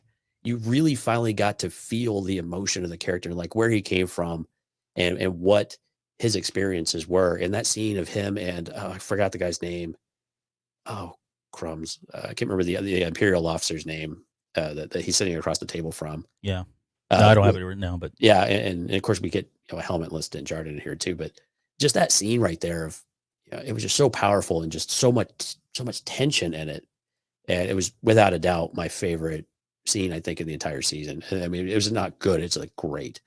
And this was just, again, another enjoyable episode. We got the tag team of Cardoon and Fennec Shan, Yep. which was really awesome, and kind of seeing that team work. And yeah, I mean, this episode was just, I really enjoyed this episode pretty much start to finish. yeah, you nailed 2 of the things. Like my first thing is the Mayfield speech. Like it's one of the more powerful speeches that we've had in Star Wars, period. Because we can all relate to it, right? And it humanizes him in a way that we didn't get from the first season when he appeared there. It certainly leaves us wanting more of him, and I don't know if that's him showing up in the Book of Boba Fett. Maybe Boba enlists him at that point, or Fennec Shan does and says, "Hey, we need more people," and they bring him in that series, or maybe he shows up again in the Mandalorian. But I think they did enough with his character here to set him up to come back, and for us to care about him in a much deeper way than we did coming out of season 1, right? But yeah, overall, that whole scene was just amazing, beginning to end, where he killed him. I also had the girls working together, especially when they were working together as snipers and they were calling each other shots and working all that stuff. Great stuff. I really, again, I was watching that going, crap, we're not going to see this anymore. We won't get to see this combo or this pairing ever again, at least at this point. So unfortunately, but it was still really good. I'm glad we had that moment. And then for me, it's the freaking seismic charge, right? At the very end. And knowing that was coming, like we knew at some point when Boba Fett and we saw Slave One, it was just a matter of time before we got a seismic charge discharge, which was didn't awesome. disappoint. Did not disappoint. No. Any bads on this one then? The only bad I had, and again, I'm nitpicking, was the fact, and maybe this was explained, and I don't remember if it was, even after watching it, and I wrote it down as a bad, and I thought, well, maybe they did explain this, and I just it went completely over my head. But the bad for me was they've got this Rhydonium, which is really sacred, and they've got these pirates that are attacking them and all that stuff, and yet they chose to transport it by ground. Why wouldn't they just airlift this off, right? And if it's that important, you know what I mean? And that was, again, it certainly takes all of the mystique and the excitement out of the episode if they just, go too high where they can't and then drop down onto the base. But all the suspense is gone. But yeah, that was just like why wouldn't I don't get if they ever explain that. Why couldn't they transport it? Maybe there's something like once it leaves certain altitude that it becomes unstable, or I don't know. They can crap up, but right. I think the only bad I had on this episode was the way that they parted ways. It was just a little bit campy. Like, oh, I guess Mayfield's dead, right? Oh yeah, he died. Whatever. It was cliche, I guess, and it was uninspiring. I mean, it was kind of cool that they kind of did the right thing for a criminal, I guess, but I don't know. It was still kind of campy for me. Well, I think I hope it comes back up though. I mean, yeah. This really, it was so great. I want to see more of this character, which if you would have asked me this after season 1, I think I told you, I was like, nope, no thanks. Yeah, right. And this, the way they did that, I agree. Like they just kind of let him go. I mean, they could have just taken him with them and said, okay, we'll drop you off somewhere or whatever, but they didn't do that. What it does do is it does lead for anything is possible. You know what I mean? Like they've left it up to him. I think when we talked about it, it's like, oh, he's got to figure out how to get off planet now because this isn't where he's from. Right. He's on this pirate with pirates and Imperial forces and all that. So he's got challenges of his own. Maybe he doesn't, but at either rate, it does leave it open for him to kind of end up anywhere, really, right? They kind of leave that wide open in terms of where he could pop up. So yeah, from that perspective, Mandy in the chat's got it right on, man. Pirates and no Hondo, a travesty. Yeah, I cannot agree more. No Hondo, no bueno. At some point, we will get Hondo in live action. I have no doubt. All right, season 3, we're gonna get some Hondo. Sure. Where are we gonna get Hondo? Oh God, never mind. That's gonna be a new Patreon episode. Where's Hondo? Yeah, where's Hondo? Right after we do where's Yoda in the High Republic? Yeah, where the F is Yoda? Yep. I think I had that down somewhere. No, you texted that to me. Oh, is that what? Yeah, I don't know that it was so censored though. No, it wasn't. Yeah, I was reading I think I was reading that last issue of the High Republic, and that I texted you. Where is the Yoda at? He's getting out of hand. That dude's nowhere around. And then they give you, oh gosh, and then you get the video game. You get a clip of Yoda doing nothing in the council. Oh yeah, in the eclipse. Yep. Right. I'm like, yeah, there you go. That's where he's at. He's just in the council chambers, just contemplating life. Mm-hmm. Like, I wonder what I can do tomorrow. Probably just hang out. Did you have a bad on this one? Sorry, I didn't really have I mean, the way that they left Mayfield was just kind of campy. But on that, there were parts that dragged just a teeny bit, but overall I liked this. I liked how they got Mando to take his helmet off. I think that was a good way for them to kind of force that to happen. And again, it's another good. I like that the connection with him and Mayfield, that Mayfield is going to respect that. And basically, like, it didn't happen. Yeah. Right. And so you get a bit of that, like, somehow Mandalorian has earned Mayfield's respect. I don't know if that's really that hard to do, but it's something. And I thought that was really cool that they did have something of a connection there. And again, I think you had pointed this out at various points in season 1. Din Djarin seems to bring out the best in people, in the better part of people. And I think that's something we continue to see, even with people who don't necessarily want to do anything more than their agenda. They still, by his example, are doing something, to try to help.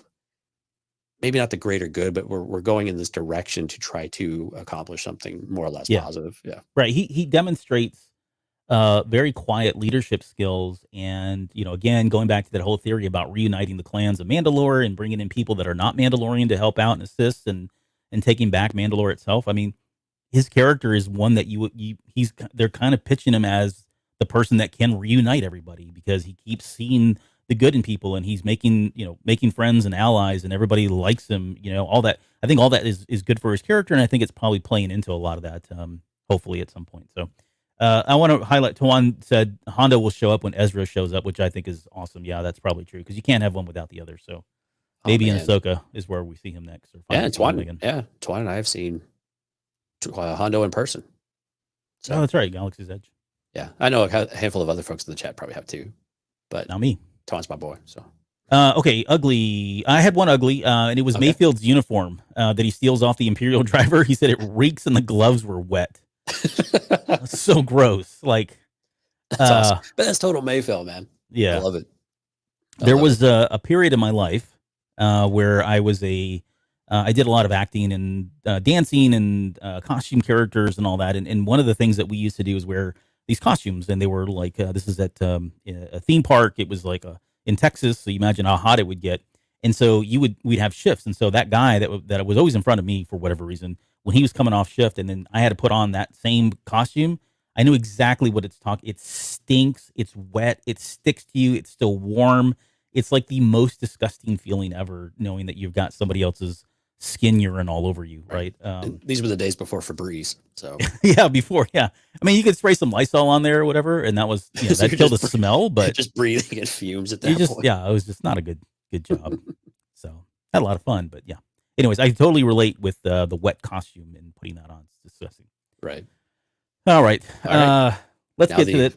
Yeah. Now, in this one, interesting enough, the rescue. StarWars.com does not have concept art for this episode. I don't think I've never seen any of the concept. I think I may have seen one image that they released, and I think it was like Phil, what's his face, had released it or something. The guy, he's one of the curators for all of the art of books. Phil Sosak, I can't remember how to say his last name, but I think I've seen it there. But otherwise, if you go to StarWars.com, there's nothing out there. So the only thing they did have was like this screen cap, which is in low def. Which, come on, Disney, really? They have like these screen images from the episode itself, so we're just gonna kind of step through those. But Chapter 16, the rescue Mando's team, along with Bo-Katan and the Night Owls, board Gideon's cruiser to rescue Grogu and take back the Darksaber. Just as things are about to take a turn for the worse, everyone is saved by a great warrior. All right, what's the good? And there were a lot of them in this episode for me, so there really were. I like how they crashed into the ship, and again, we got more of the the ladies going crazy here, which I thought was awesome. Yeah, I mean, got the fight with the Darksaber against the Beskar spear. Mm-hmm. Was really cool. Yeah, but I mean, again, it is difficult to talk about this episode without talking about two really key points, and one is Luke Skywalker. And I think for folks like you and me, with our generation, our age, seeing Luke Skywalker in black with a green lightsaber at perhaps the height of his power, or or at least of this phase in his Jedi-hood, was something we really had zero expectation of ever seeing again, or at least near zero. And so in order to get this, even with some of the awkwardness that went with it, I think it was really, really, I remember I did not expect to, I think when I was watching, I had my arms raised in the air and I was so excited, and I did not expect that reaction from me. And to me, that's what Star Wars at its finest really should do for you, right? You should have these really triumphant moments where, something happens and you just get excited and you yelp and you jump. And, I think we were watching it in a watch party when we were watching it. So it was just really, really cool. And it was, and people have recut the whole Luke sequence with the Force theme and everything else. And recommend you go out there and find it. You just find it on YouTube, and it was really cool. And I think the other scene though, you really can't not say is one of the, again, most touching moments in the entire series is the next shot you have here is the parting of Grogu and Din Djarin. Grogu's hand on his face, the tear, and I mean just the bond that they've had, and and Ahsoka had said it best, that you're basically a father figure, and this is something we touched on a lot throughout it. And I know it's a theme that you've that really touches your heart in a lot of different ways, and so it's a to finally have that moment where that expression and that bond could actually be put front and center and show Grogu his face for the first time. We've only seen bits and pieces. I think when on the ship, he lifts it a little to take a sip of drink or soup or whatever it was. But this is the first time he's really had a moment to look eye to eye and be able to share that moment of really just kind of bearing your soul to one another and just having that moment. And I thought that was just really, really powerful. It is a fantastic way to end the season with this type of thing. And then, I mean, aside from that, I mean, then you're like, oh, and then we got the whole, like, I can't take the Darksaber thing because I didn't earn it type of thing. It's just like, what the hell? Now we're going to, we did all this stuff and now we can't even give Bo-Katan the Darksaber. And it's like a cliffhanger of sorts. It was just, this episode was just really, really, really good for the things that it got right. It got them really, really, really right. So I'll pause there because I know a lot of those are probably similar for you, but get your perspective on some of that, anything we may have missed. No, I don't agree with any of that. In fact, I have all different ones. Yeah, those are all the ugly, right? I'm kidding. Those are all the good ones. Yeah, I mean, it's hard. Like, it's, it's the 10,000 pound gorilla in the room. I mean, it's Luke Skywalker. There was a part of me that didn't want him there. And I think I mentioned that when we were talking about the shows. Just from a storytelling perspective, I think there were other characters that I wanted to see. And only because Luke coming in for me would have been like, yes, cool, satisfying, but you're teasing me, right? I'm not going to get, you're giving me, you're hanging out this piece of lore that I want, but I know realistically he's not going to be a part of this series, or maybe he is. In my heart, I don't believe that's the case. He's not going to be a part of Din Djarin's war, the Mandalorians. He's doing his own thing somewhere else, right? And so part of me was like, yeah, cool. I really would hope it's Luke, but at the same time, I don't want it to be Luke because I think that's all I'm ever going to get for a while unless he comes up somewhere else. And I think that's probably the case still today, right? I mean, I don't know. He's not on the slate anywhere. Maybe he comes up in Ahsoka. Maybe he comes up in a spinoff series 5-6 years from now. I just don't know. But that was a part of me that was just hesitant about it being Luke. That said, when he came on screen and everything from, as soon as you saw the X-Wing, right, coming across with one X-Wing, and she makes that comment about, great, we're all saved kind of thing. It's like, well, if it is that one person, yeah, you are going to all be saved because there's nobody else that could have come in that moment. There were with a few exceptions, right, that we knew that was definitely alive and still part of canon that would be able to kind of come in, swoop in, and save the day. The way it was shot, again, I mentioned earlier, there were moments in there where I thought they did really good with the editing. There were moments in there where I didn't feel like it was as crisp or as quick as it should have been. My understanding, it was Mark Hamill who was in that costume at one point. I think he was actually doing the hand movements when he was turning around and doing the fight scenes. And then they only used the other actor at the very end to kind of give him a close similarity to his face. And then they obviously did what they did with CGI. So maybe that was part of it. I mean, Hamill's kind of older now, and he would know, the moment where he's crushing that Dark Trooper. Like, I love the fact that he did that, but it looked awkward the way he did it. Again, I'm trying to be objective here because overall, this was a freaking fantastic scene. I mean, it was a little, again, I think you're kind of hitting the point. It's these little details. And I think the glove scene with him crushing the Dark Trooper is a really good example. The fit of his hand in the glove is just off just a little bit.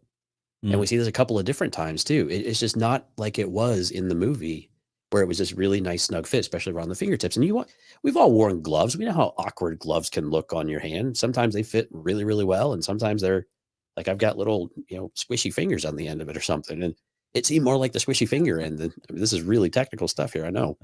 Go look it up. Yeah, but you got it. So but it's little things like that though that add up. I think if it's one here thing, okay, no big deal. But you had that, and you had some of the mannerisms were a little bit off. Him crushing the Dark Trooper in general, while it was super cool, is that really something that we would expect Luke Skywalker at this stage of his life to be doing? And it's not a sentient being, but exerting his force power in that kind of way, is that Jedi like? I don't know. I mean, Yeah, yeah. For me, it wasn't so much that would he crush it. I think he absolutely would crush it, no pun intended. But it's the mannerism, like that didn't look like a Luke mannerism for me. Yeah. And people got to realize too, like, okay, one, you're listening to the show, you're probably in the fanatical area already, okay? And if you're in that fanatical area, you have seen Luke Skywalker hundreds of times, thousands of times. We've analyzed every frame of everything Luke Skywalker has ever been in. So when we come out and say, hey, the glove didn't look right, it's because we know what that freaking glove should look like, right? We're not the normal people that are watching the series and enjoying the series. So just full disclosure and disclaimer on that one. But yeah, it was really about the kind of mannerisms there when the way he did that. Again, this scene was just like, even as I was watching in my rewatch, it was so freaking emotional because this is Luke Skywalker. He was my hero growing up as a kid. I have the same freaking birthday as Mark Hamill on September 25th. I mean, you cannot disconnect me. I have a kid named Luke, right? You are never going to let us forget your birthday, are you? Yeah, it is September 25th. Please send cookies. So yeah, I mean, this is dear Mark. Dear Mark. He is my hero. This is my character, and so I say all this with a lot of love in fact that I was able to see him before I passed. Now I've been able to witness him come back onto the screen and got to see all that. The other negative, right? Again, another stupid, elephant in the room is the CGI at the very end. It was off-putting a little bit. I mean, there were some of the lines were okay, and some of the syncing of the lips were just fine, and some were not. And I think at the time when we talked about this, the biggest question is why did they not use some kind of deepfake technology?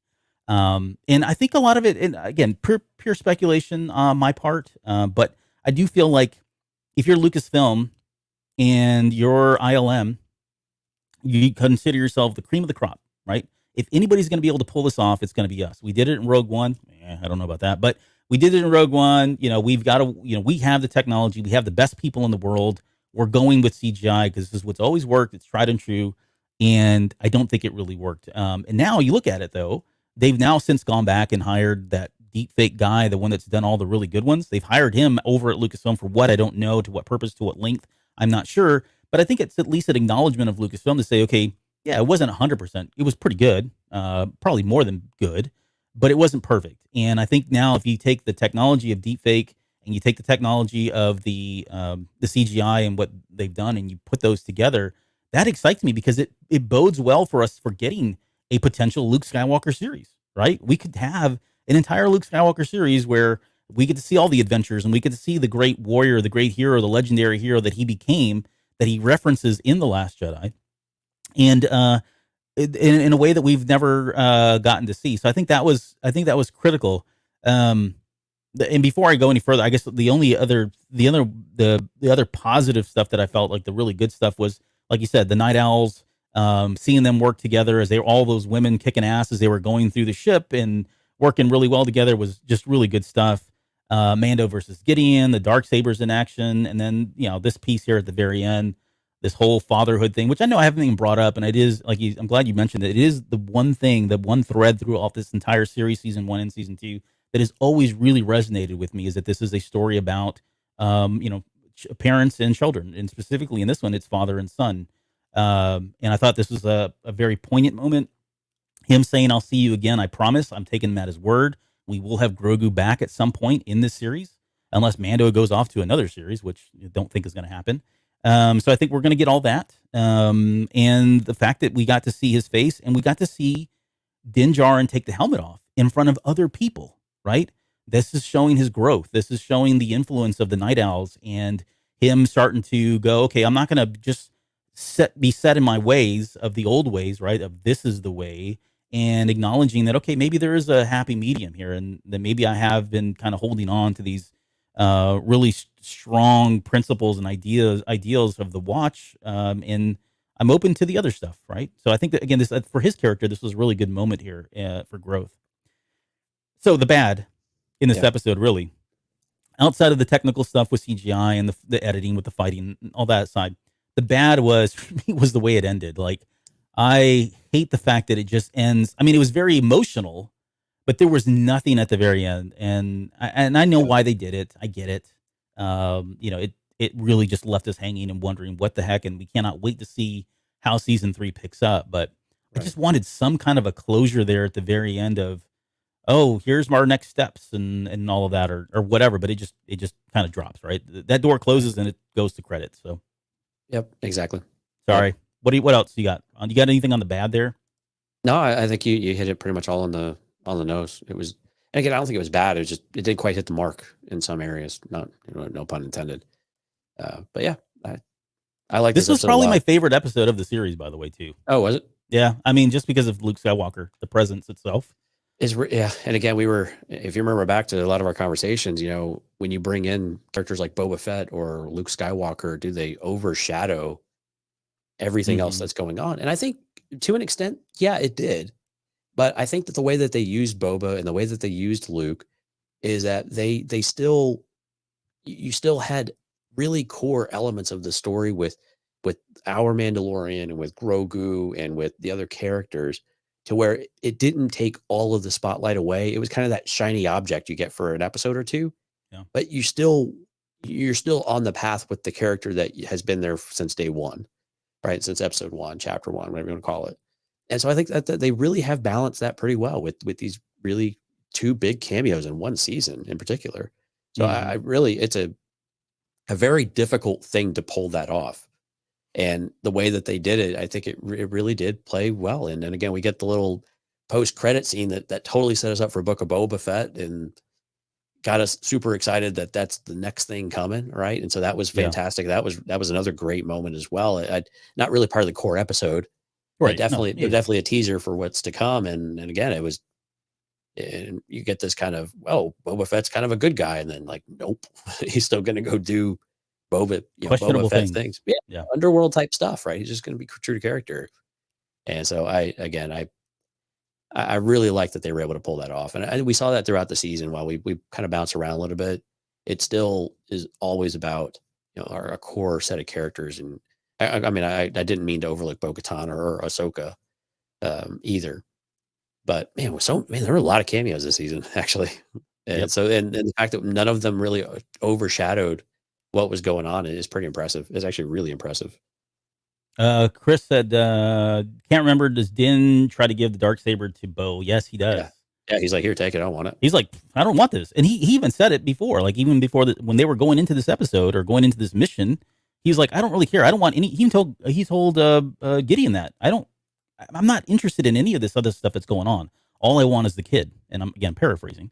But he tried to hand it over, and that's when Bo was like refuses and says, no, he's right. He, being Gideon, is right. I can't just take I can't take the Darksaber. I actually have to win it in combat. And so we can maybe just quickly kind of talk about that, because I think that becomes a part of what it is. It's going to be a big piece of what we go into with season 3. I've been saying he needs to take the Darksaber. He's going to unite the clans and all that stuff. I don't think he is willingly going to do that with it now. I think that's still season 4, maybe, if they go that far. Maybe at the very end of this season 3. I don't know. But I think in some way there's got to be a way for her technically to get the Darksaber back. Maybe it's just an honest fight or whatever. But in my headcanon is, yes, she does get it back. She does make an attempt to bring and unite the clans and fails. Whether she dies in that process, or, I mean, I'm not going to say she's not capable of doing it, but I think there's just something that she's not able to do. And either she fails and hands it over to him, or she ends up dying, and he ends up being the next person that picks up that Darksaber and then realizes, okay, I now have the mantle, and I've got to figure out how to pull everybody together because she wasn't able to, or whatever. That's how I'm seeing this kind of all play out. But I think it's going to play out in season 3 at some point, especially if they are going to go to Mandalore. I mean, she even says, hey, once all this is over, come look us up, right? She says that, again, paraphrasing, but I think that's what's going to happen. I think we're going to pick up in season 3 where he's now got in contact with her, and he's going to help out with the Night Owls and what they're doing. Yeah, I'm right there with you. I think this definitely picks up, along this line, and we're definitely going to Mandalore, and we're going to see what exactly the remnants of Mandalore are and what the actual situation is there. Because again, it's been portrayed as this wasteland effectively, and Bo-Katan tells us specifically, don't believe everything you see or everything you hear. Mm-hmm. And again, they know they're gearing up for a war. I think I still don't see Din Djarin as the leader. And I still have a hard time doing that, because while he's able to pull these smaller groups of people together, he hasn't been like super inspiring. He's still a loner of sorts. Bo-Katan is actually leading people. Yeah. And I think about, and part of this is I've got to get out of like the historical aspect of these characters, because this is what bit us with Luke Skywalker and a lot of other things. Of, Bo-Katan has such a rich legacy with the family ties and everything else that and we had in previous series, that for it not to be Bo-Katan seems like really, really wrong in a lot of ways. No, I agree. Right. Yeah, I think it's going to have to be her at first. Yeah, but again, I just no. Well, I know you're saying it needs to be didn't- her, and it's going to be her. and it will, and that's it. I Yeah, mean, and no, I that's get good. it. Yeah, no, I No. get what you're saying. Now, right now, does Den play a major role in that, and then do something, help that along or whatever it is? I think absolutely. I think he's a big part of that, but he's not a ruler. And again, the way that she put some of that, like, I will rule Mandalore, like it was a bit weird in that respect, but at the same time, Mandalorians are odd about that type of thing. So Yeah. But yeah, Mandy Homegirl deserves the rule already. I really can't agree too much, or I can't not agree with that. Yeah, I mean, I can't. I have to see her back in at the head of Mandalore. Like it's a foregone conclusion in my head, right? Especially coming off the Clone Wars and Rebels, it has to happen. Yeah, I mean, and her sister. I mean, and again, the legacy. Yeah.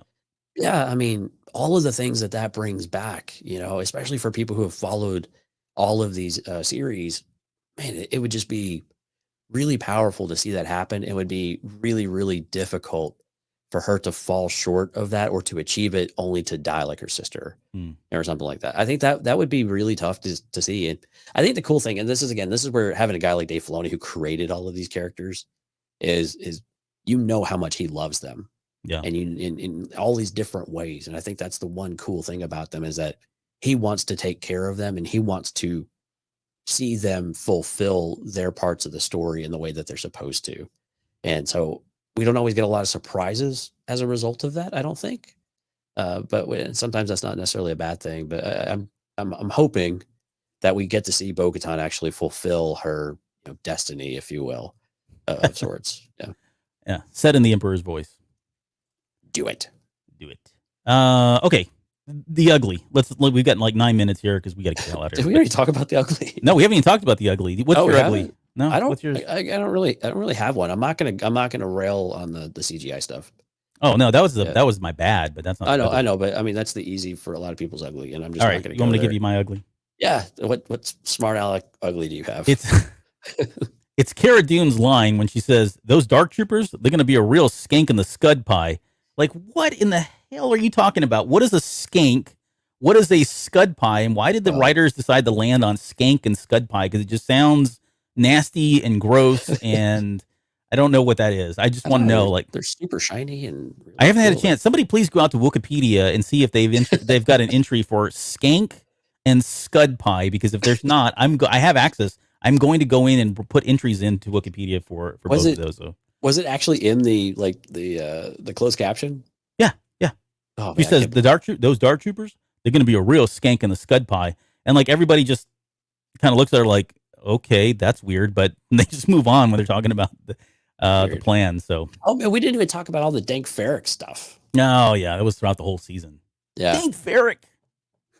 Yeah, I know there's and the one, yeah, when he learned Grogu's name, he's in the cockpit, and he just gets all excited, and that's still. Oh, right, when he says he gets his attention by saying Grogu. Yeah, I was just shaking my head. I'm like, oh god, yeah. It is too much sometimes. All right, well, that was my ugly. It just sounds gross. Yeah, nobody likes a skank in the scud pie. Okay, that's right. Don't be that thing. Mandy says that. Can we even say that? Can we even say that on TV? I don't know. No go talls. No go talls. This is the Bad Batch. Yeah, this is the. Yeah. Oh, here we go. Look at Tuan. Scud pie was a type of pie in 9 ABY, the owner of Hangar 35 in Mos Eisley on the Outer Rim planet Tatooine. So there are a lot of references in that one almost sentence. Yeah. Well, this tells me that he went out to Wikipedia like I asked. So thank you, Tuan. You're a good man. Yeah. And looked it up, and it looks like there is an entry for a scud pie. He is a scholar and a gentleman, if you didn't know. Yeah. In the other order, in the other reverse order. But a skank, though, Yeah, I know what a skank is, but we have another definition here. Oh, here we go. An expression referring to a complication or unforeseen difficulty. I mean, that seems on the nose. That seems sure. right. Yeah. If you want to be less fun about it. Yeah. I mean, that's not where my mind went. Sorry. This overly complicated one that Thrawn gave us is seemingly very appropriate for Star Wars fans who we would tear this thing apart in about 17 different directions. So if you go out there tomorrow on the 24th on Christmas Eve, you will see a gross elaboration from one Albert Padilla. Oh yeah, I'm going to embellish this whole article. That's right. At this point, so it's going to have a whole history of where it came from, who first said it, and why it destroyed Tython, and why we see it like it is. Yeah. Oh, I didn't see your link, Ash. I don't know when you sent that. I don't see it in the chat here. Yeah, I don't know if you can link links in the chat. Yeah, I don't think it works. Yeah, I think they otherwise those. People click on them and it hyperlinks and it takes people out of the show and all that. It's all blocked. Yeah. All right. Let's get out of that because I think we're done with that. We got anything else before we get out of here? No, I think that's about it. Are we ready to wrap up? Let's talk. Yeah, we're done. All right, so what are we doing for Patreon show? Yeah, what are we doing for Patreon show? So we'll come back and do Patreon. We're going to talk about, we'll do the final hype for Book of Boba Fett. For anybody that wants to stay up at this point, since we had a 2-hour show that I thought was only going to be 1 hour. It's 11 p.m. Central. We got another. Man, we got all this left on us. But yeah, we're going to get into some speculation around what little we have from the Book of Boba Fett and talk about, I don't know, whatever. We've got some show and tell stuff. I've got some really, I think, cool stuff here. Most of what Jonesy already has, but we'll do that as well. So please join us for that. And we'll, again, throw the link in Discord. If you don't have that, I don't know how do we get that to them? We basically in Discord, what I'm going to do is I'm going to go set up the show and then I will post a link out there and it will populate in YouTube. So if you have subscribed and hit the little bell on YouTube, you will get a notification that you can join the live stream there at, it's 11 o'clock. We'll call it like 11:15, something like that. Yeah, 11:15 sounds good. Yeah, so we'll have a short little break here. Hey, huge thanks to all the people who showed up in the live chat. Once again, we do post this stuff out. We try to give you as much notice as we can. We had a really good crew and lots of conversations today, so thank you so much. We had Stephanie, Risk, Lauren, Ash, Chef Chris. We had a couple of new people. Mike Rondo, thanks for joining the show, Mike. Glad you could be with us for a change. Of course, Thrawn, we had Jesse, we had, there was another name in here I hadn't seen before. Michael Cervantes. Yes, there you go. Michael. I thought we had a couple others, but, Katya. Yeah. Katya was able to join us. Thanks for staying up. So yeah. She's out in Brazil. Brazil, yes. Yeah, Mandy. You mentioned Mandy. Mandy. Yeah, she joined a little bit later on. So again, if I missed someone, I do apologize. Again, we had a nice, lively chat. So thank you so much. This was a lot of fun. Yeah. And happy holidays if you celebrate Christmas or whatever it might be. We hope you have a safe and happy holiday, and we will. Happy Life Day. Happy Life Day. I'm kidding. No, you got to say it in Wookiee speak, in Kashyyykian. No. Jonathan, look at this. Comes in at the very end. Yo. Yeah, John McMahon. 1 minute left. All right. Yeah.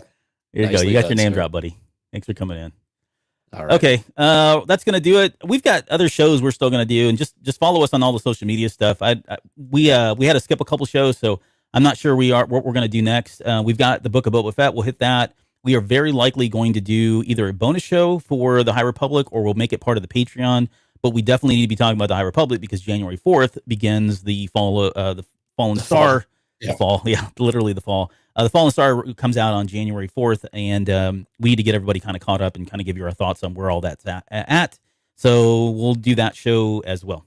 So, right. So again, yeah, most of the social media places are the Cantina Cast or Cantina Cast. So irglamedia.com/Discord. If you want to join us in Discord, again, great conversation over there. If you're a Patreon member, you do get a unique channel and you get stuff in advance. So hope you check it out. Patreon.com/theCantinaCast.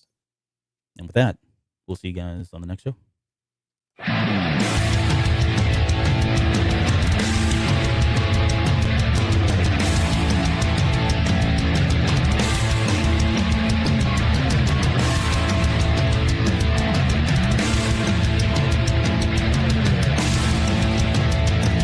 You're still listening? Wow, that's amazing. Well, I'm here to give you the disclaimer. Normally we do a big, long, drawn-out disclaimer thing saying what's what and who's what and all that other stuff, but I think you guys kind of know that Lucasfilm and Disney have no affiliation with us at all, and we have none with them. We talk about Star Wars, which is their property, and all that other good fun stuff. But I think you can tell which is our stuff and which is their stuff. If you can't, well, then send a lawyer to send an email to me, and I'll be glad to chat with them. Other than that, you know what's what. So that's your disclaimer.